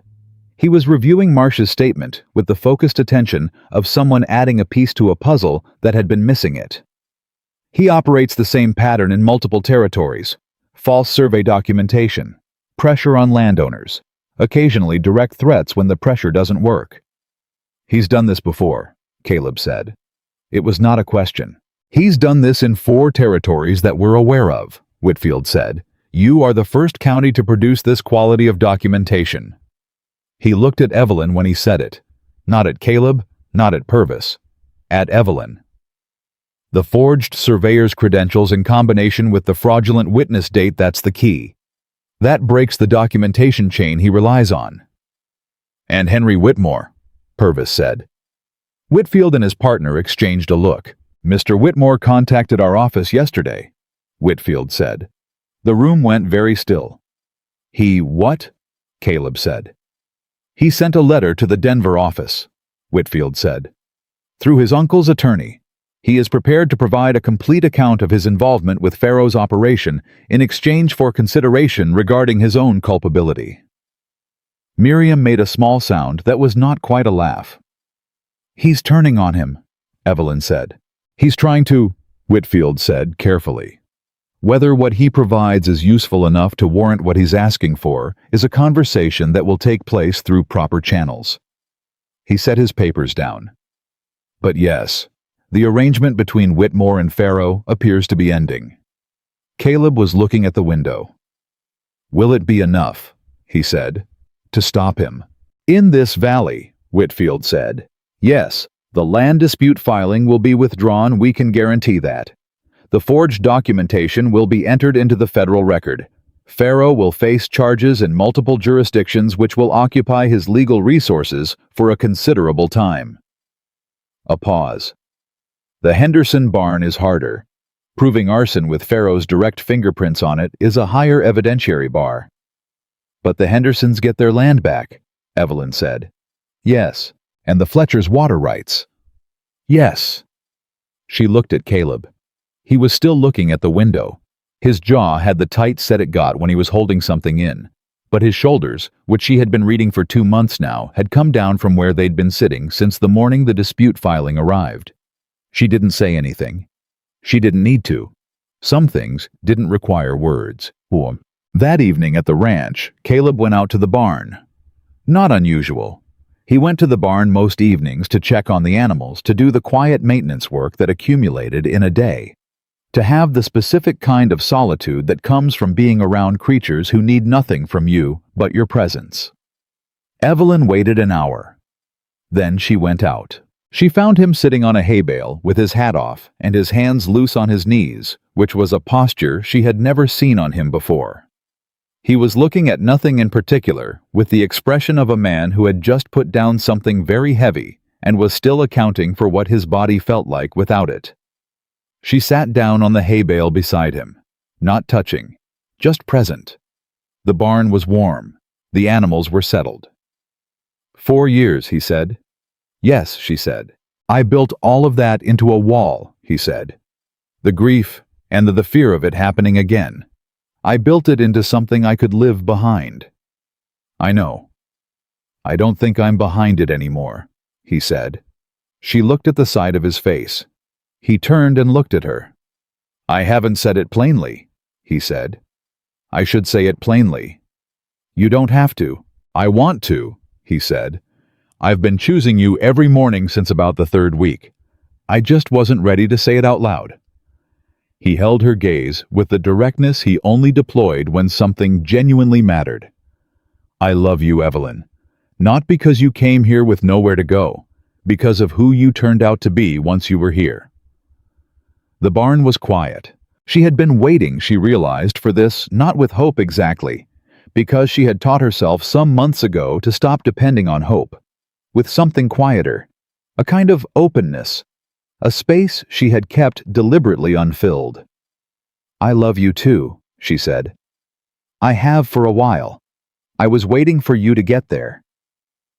Something in his face that had been held for 4 years simply opened. He reached across and took her hand, not dramatically, just covered it with his, the way a person picks up something they intend to keep.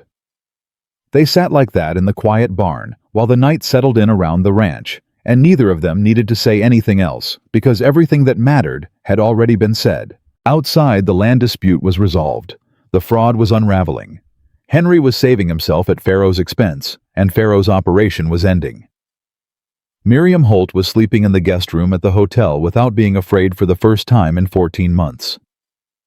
Inside the barn, a man who had walled himself behind grief for 4 years sat with his hand over the hand of the woman who had arrived with nothing and rebuilt something in him he thought was gone permanently. It was not a perfect ending, but it was a true one, and the truest things Evelyn had found were always better than the perfect ones. The morning after the barn, everything was the same, and nothing was the same. Caleb came in for breakfast at the usual time. Evelyn had the coffee ready at the usual time. Walt came through the back to ask about the north fence at the usual time. The ranch moved through its ordinary morning rhythm without interruption, and from the outside there was nothing to indicate that anything had shifted. But when Caleb sat down at the table and Evelyn set his coffee in front of him, he looked up at her just briefly, just a second, and what passed between them in that second was so complete and so quiet that Evelyn had to turn back to the stove to keep her expression from doing something she wasn't ready to share with Walt.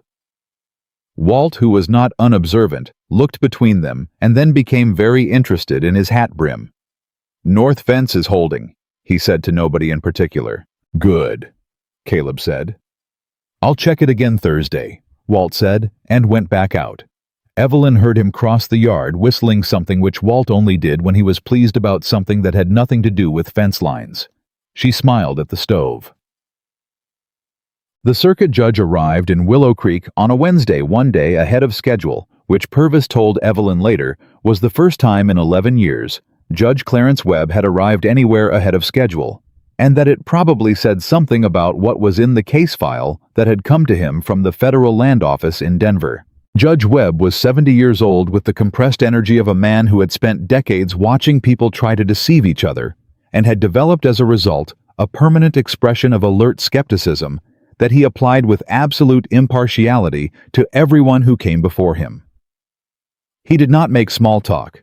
He read documentation with the focus of someone who had been lied to by very convincing people many times, and had learned to find the seams. He found the seam in Farrow's documentation in approximately 40 minutes. Evelyn was not present for that meeting. It was between Webb Whitfield, from the federal office Purvis, and Marsh, who had made the trip from Colorado Springs a second time, and who arrived with an expression that said he was looking forward to formally disavowing a forgery bearing his name. But Purvis told her about it afterward, and the way he described Webb setting down the survey document, and simply saying, "This is manufactured with the flat certainty of a man identifying a forgery he could have spotted in his sleep." That image lodged in her mind as one of the most satisfying things she had heard in a long time. Henry's testimony came next. She did not know exactly what Henry said. She knew it was extensive. Purvis told her the session lasted 3 hours, which was 2.5 hours longer than Purvis had expected, and she knew from the particular expression on Whitfield's face when he came out of that room that what Henry provided was more than they had hoped for. He kept records, Whitfield told her outside Purvis's office where she and Caleb had been waiting. Correspondence, financial arrangements, a full accounting of the properties Farrow targeted and the methods used for each one. "Why would he keep records of that?" Caleb said. "Insurance," Evelyn said before Whitfield could answer. He kept records because he knew Farrow was the kind of man who might someday decide that Henry knew too much and needed to be managed.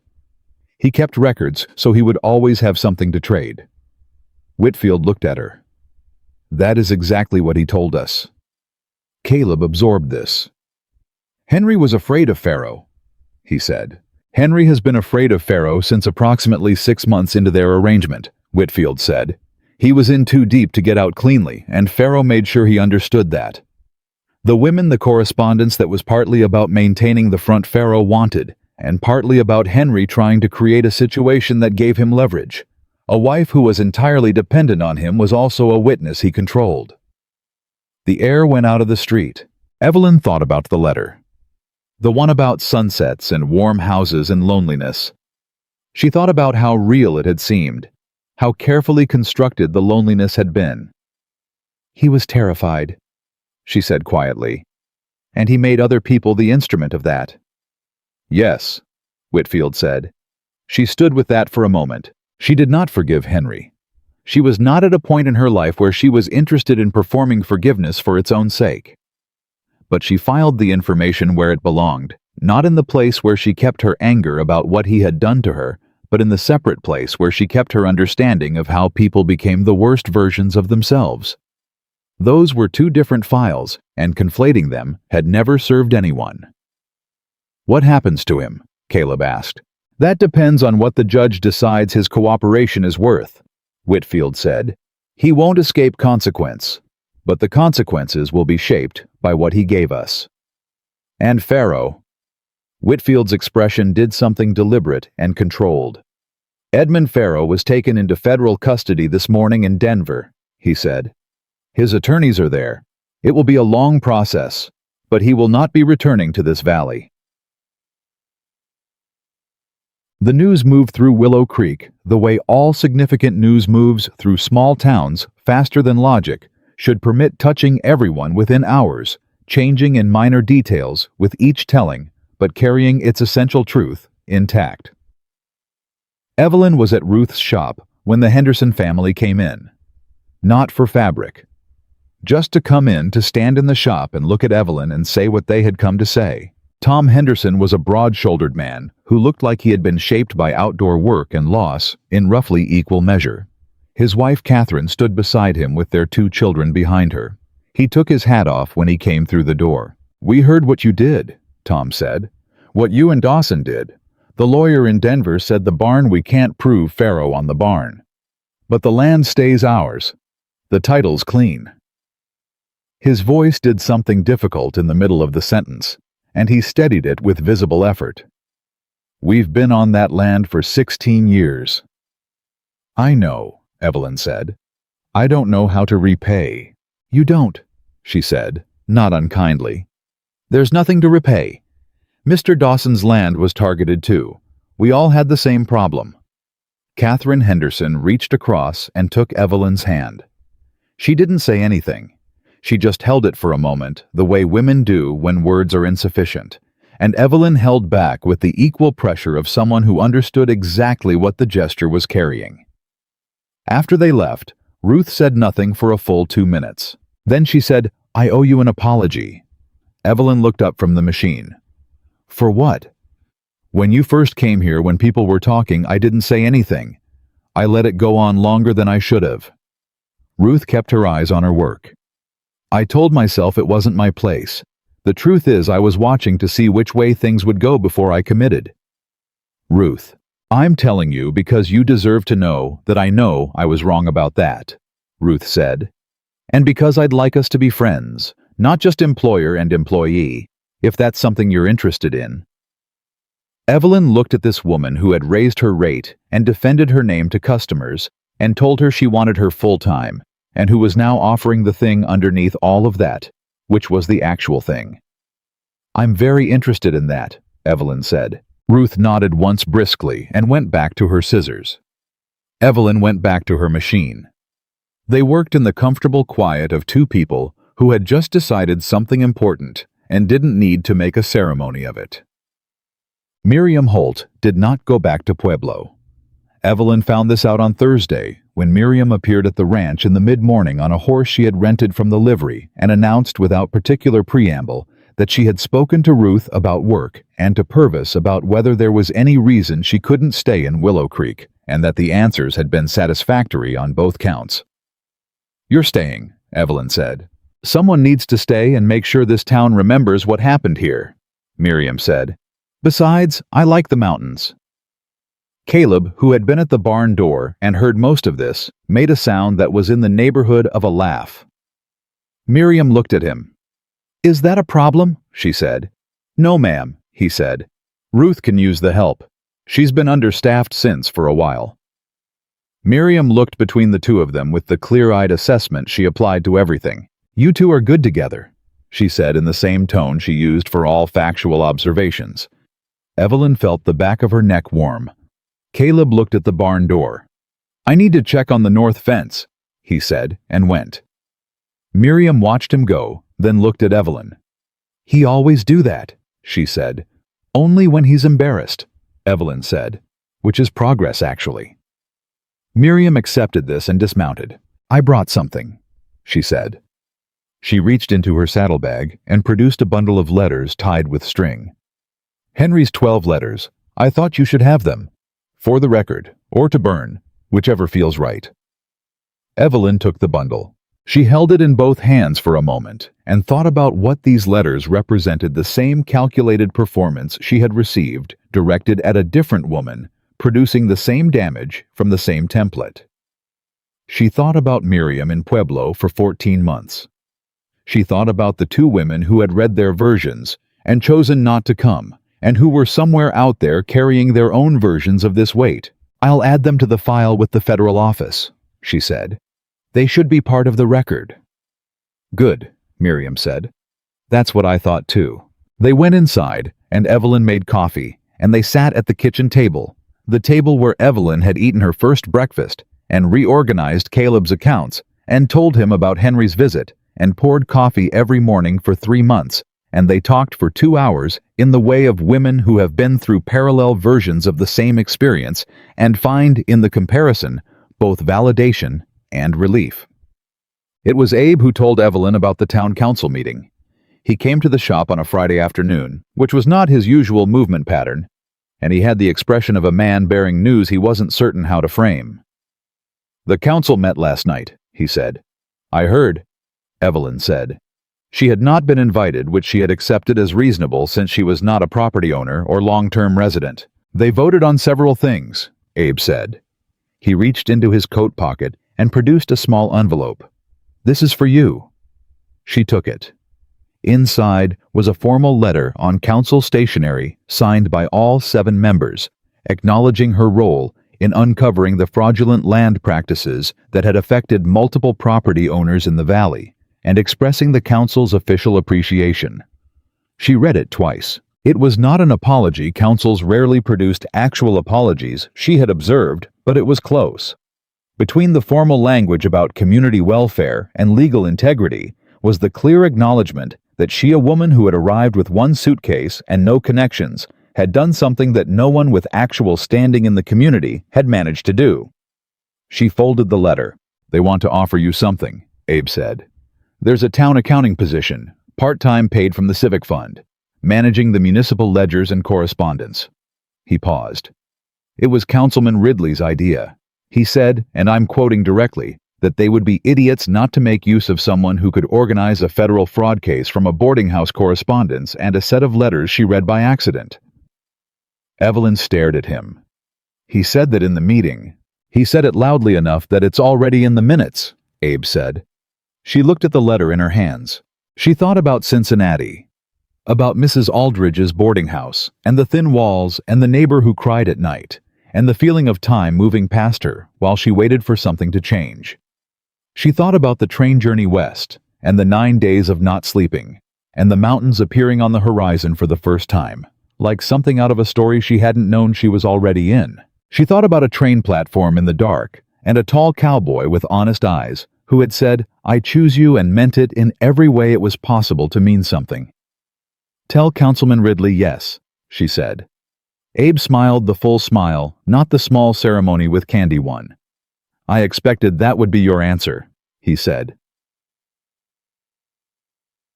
She told Caleb that evening, and his response was to look at her across the dinner table with an expression that was doing several things at once, pride and something warmer than pride, and the slight discomfort of a man who was still learning how to feel large feelings without flinching. "The town accounting position," he said. 3 days a week, she said, "which combines with Ruth's work to make a full week."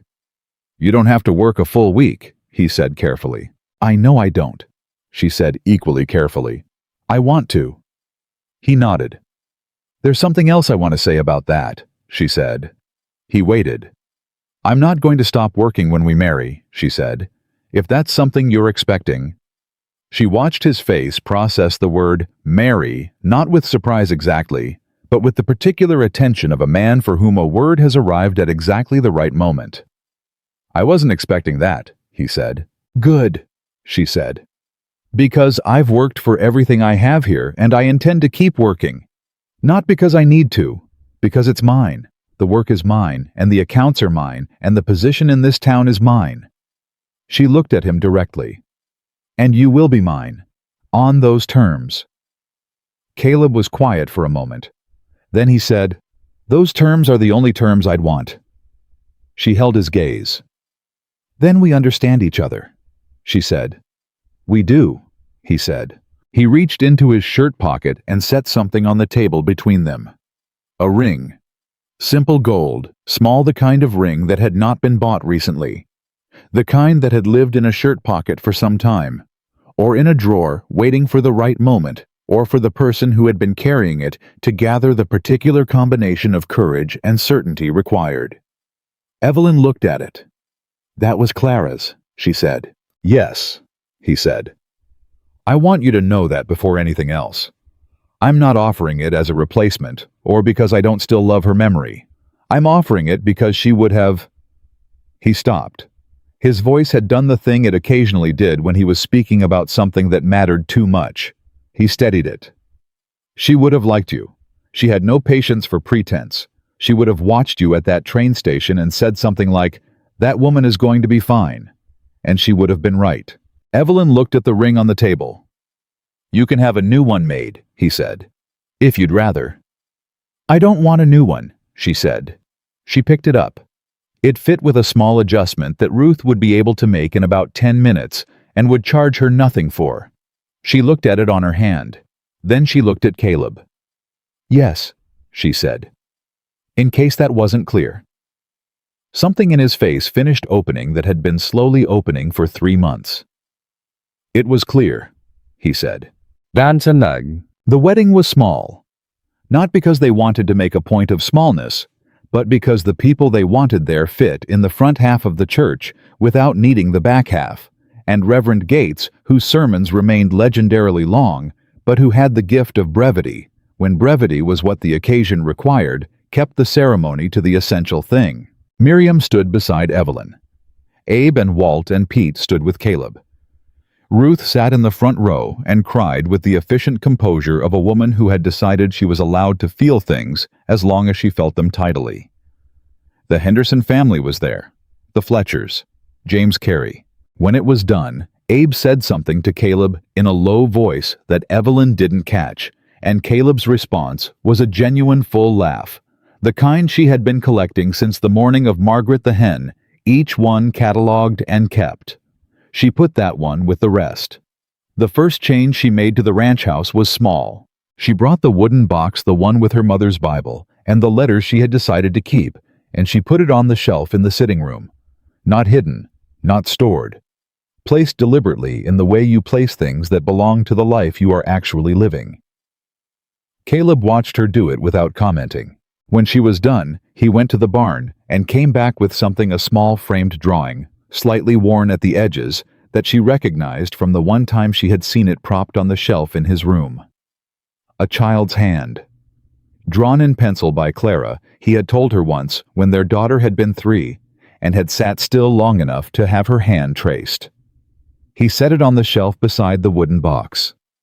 They stood back and looked at the shelf. "This is what we're made of," Evelyn said. Not sadly, just truthfully. "Yes," Caleb said. "All of it." She took his hand. He closed his fingers around hers with the same quiet certainty as that first night in the barn, when he had covered her hand with his, like someone picking up something they intended to keep. 3 months into the marriage, the garden produced more tomatoes than the two of them, Walt, Pete, and Miriam, could reasonably eat. Evelyn began selling the surplus to Abe, who bought it at a fair price, and told her she had a better garden than anyone in the valley, which she suspected was an exaggeration, but accepted as goodwill. She was working on the accounts, the town's accounts, which were in a condition that suggested nobody had applied any organizational principle to them for approximately 6 years, when she found a discrepancy, that when she unraveled it, turned out to be a clerical error made in 1879 that had been propagating forward through every subsequent year's books like a slow-moving fault in the earth. She corrected it, documented the correction, and presented it to the council with such a thorough accounting of how it had happened and how it should be prevented in the future that Councilman Ridley said she had just done in 3 weeks what their previous bookkeeper had failed to do in 6 years. She did not mention this to Caleb because she was not someone who required external validation. She mentioned it to Ruth because Ruth was the kind of friend who deserved to hear good things when they happened. Ruth said she was unsurprised. Evelyn said she had grown to expect nothing less from Ruth. They had lunch together on Wednesdays. It had started without being arranged and continued without being discussed in the way of things that become habits, because they are genuinely good, and nobody needs to explain that.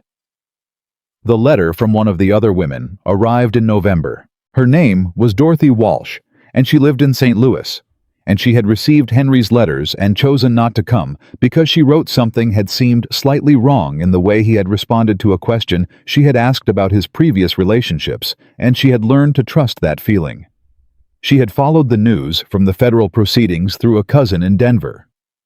She had written, she said, simply because she wanted to say thank you to the woman who had done what she had not had the chance to do. "You did something I couldn't," Dorothy wrote, "and you did it in a place where you had no advantages. I want you to know that I think about that when I am afraid of something. I think about you at that train station, and I think if she could do it, so can I." Evelyn read the letter at the kitchen table. She read it again. Then she wrote back 4 pages, which was more than she had written to anyone in a long time, telling Dorothy Walsh not that she was strong or brave or admirable, but that she had been afraid every step of the way and had simply refused to let the fear make her decisions for her.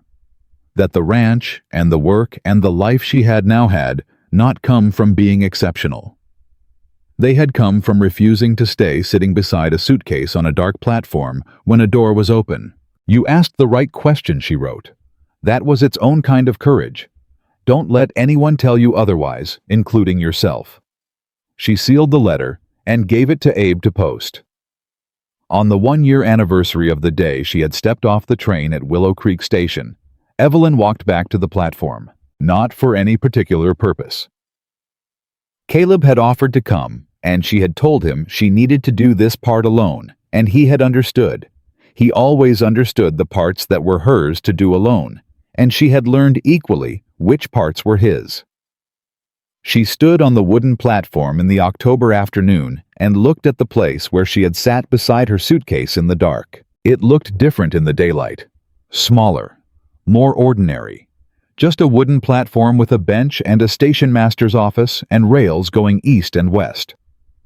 She thought about the woman who had sat here a year ago. The woman with the folded gloves and the hollow chest and the 9 days of insufficient sleep and the catastrophic mistake. The woman who had wept quietly in the dark, believing her life was over. She thought about what she would say to that woman if she could. Not "it gets better," because that was true but insufficient. Not "you're going to be fine," because fine was the wrong word for what she had become. She thought about it for a while, standing on the platform in the October wind.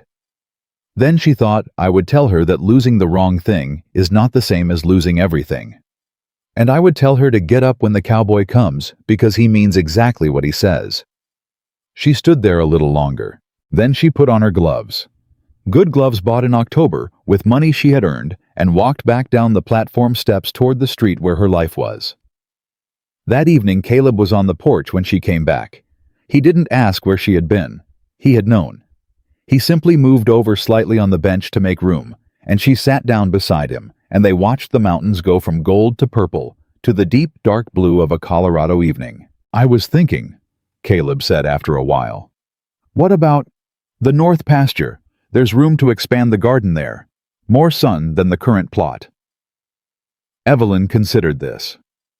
That would be a significant amount of tomatoes, she said. Ruth mentioned the hotel has been buying produce from a supplier in Denver at considerable expense. You think we could supply the hotel? I think you could, he said. If you wanted to. I think you could supply half the town and still have enough for Abe and enough to put up for winter. She thought about the garden that had been half dead when she arrived, the beans that had given up, the tomatoes in rebellion, the seeds on the top shelf in Clara's handwriting catalogued with the care of someone who had believed in the future of the things they were planting. All right, she said. Spring. Spring? He agreed. They sat in the comfortable silence that had over a year become one of her favorite places to be, not because it was empty, but because it was full of everything they had built and were still building layer by layer the way all real things are built. Slowly. With attention. With the willingness to stay. Caleb put his arm around her shoulder and she leaned into him with the ease of someone who has finally completely arrived somewhere. The mountains held the last of the light. The ranch was quiet. The life they had chosen, both of them, every day, in the small and the large and the ordinary and the difficult, settled around them, like something that had always been exactly this shape, waiting for them to grow into it. A year ago, a woman had sat alone on a train platform in the dark, believing the worst moment of her life was also the last one that mattered. She had been wrong about the worst. She had been more wrong about the last, because the woman sitting on that porch in the Colorado evening with her name on a town account ledger, and her mother's Bible on the sitting room shelf, and her gloves on her hands, and her husband's arm around her shoulders, and next spring's garden already planned in her mind, that woman was not the end of someone's story. She was the proof that the right life does not always begin where you expect it to. Sometimes it begins at the moment everything falls apart. Sometimes it begins with a stranger who means exactly what he says. And sometimes, if you are brave enough to get up off the bench and walk toward the open door, it becomes more than you ever thought to ask for. Evelyn Carter. Dawson had been left behind once. She had never been left behind again.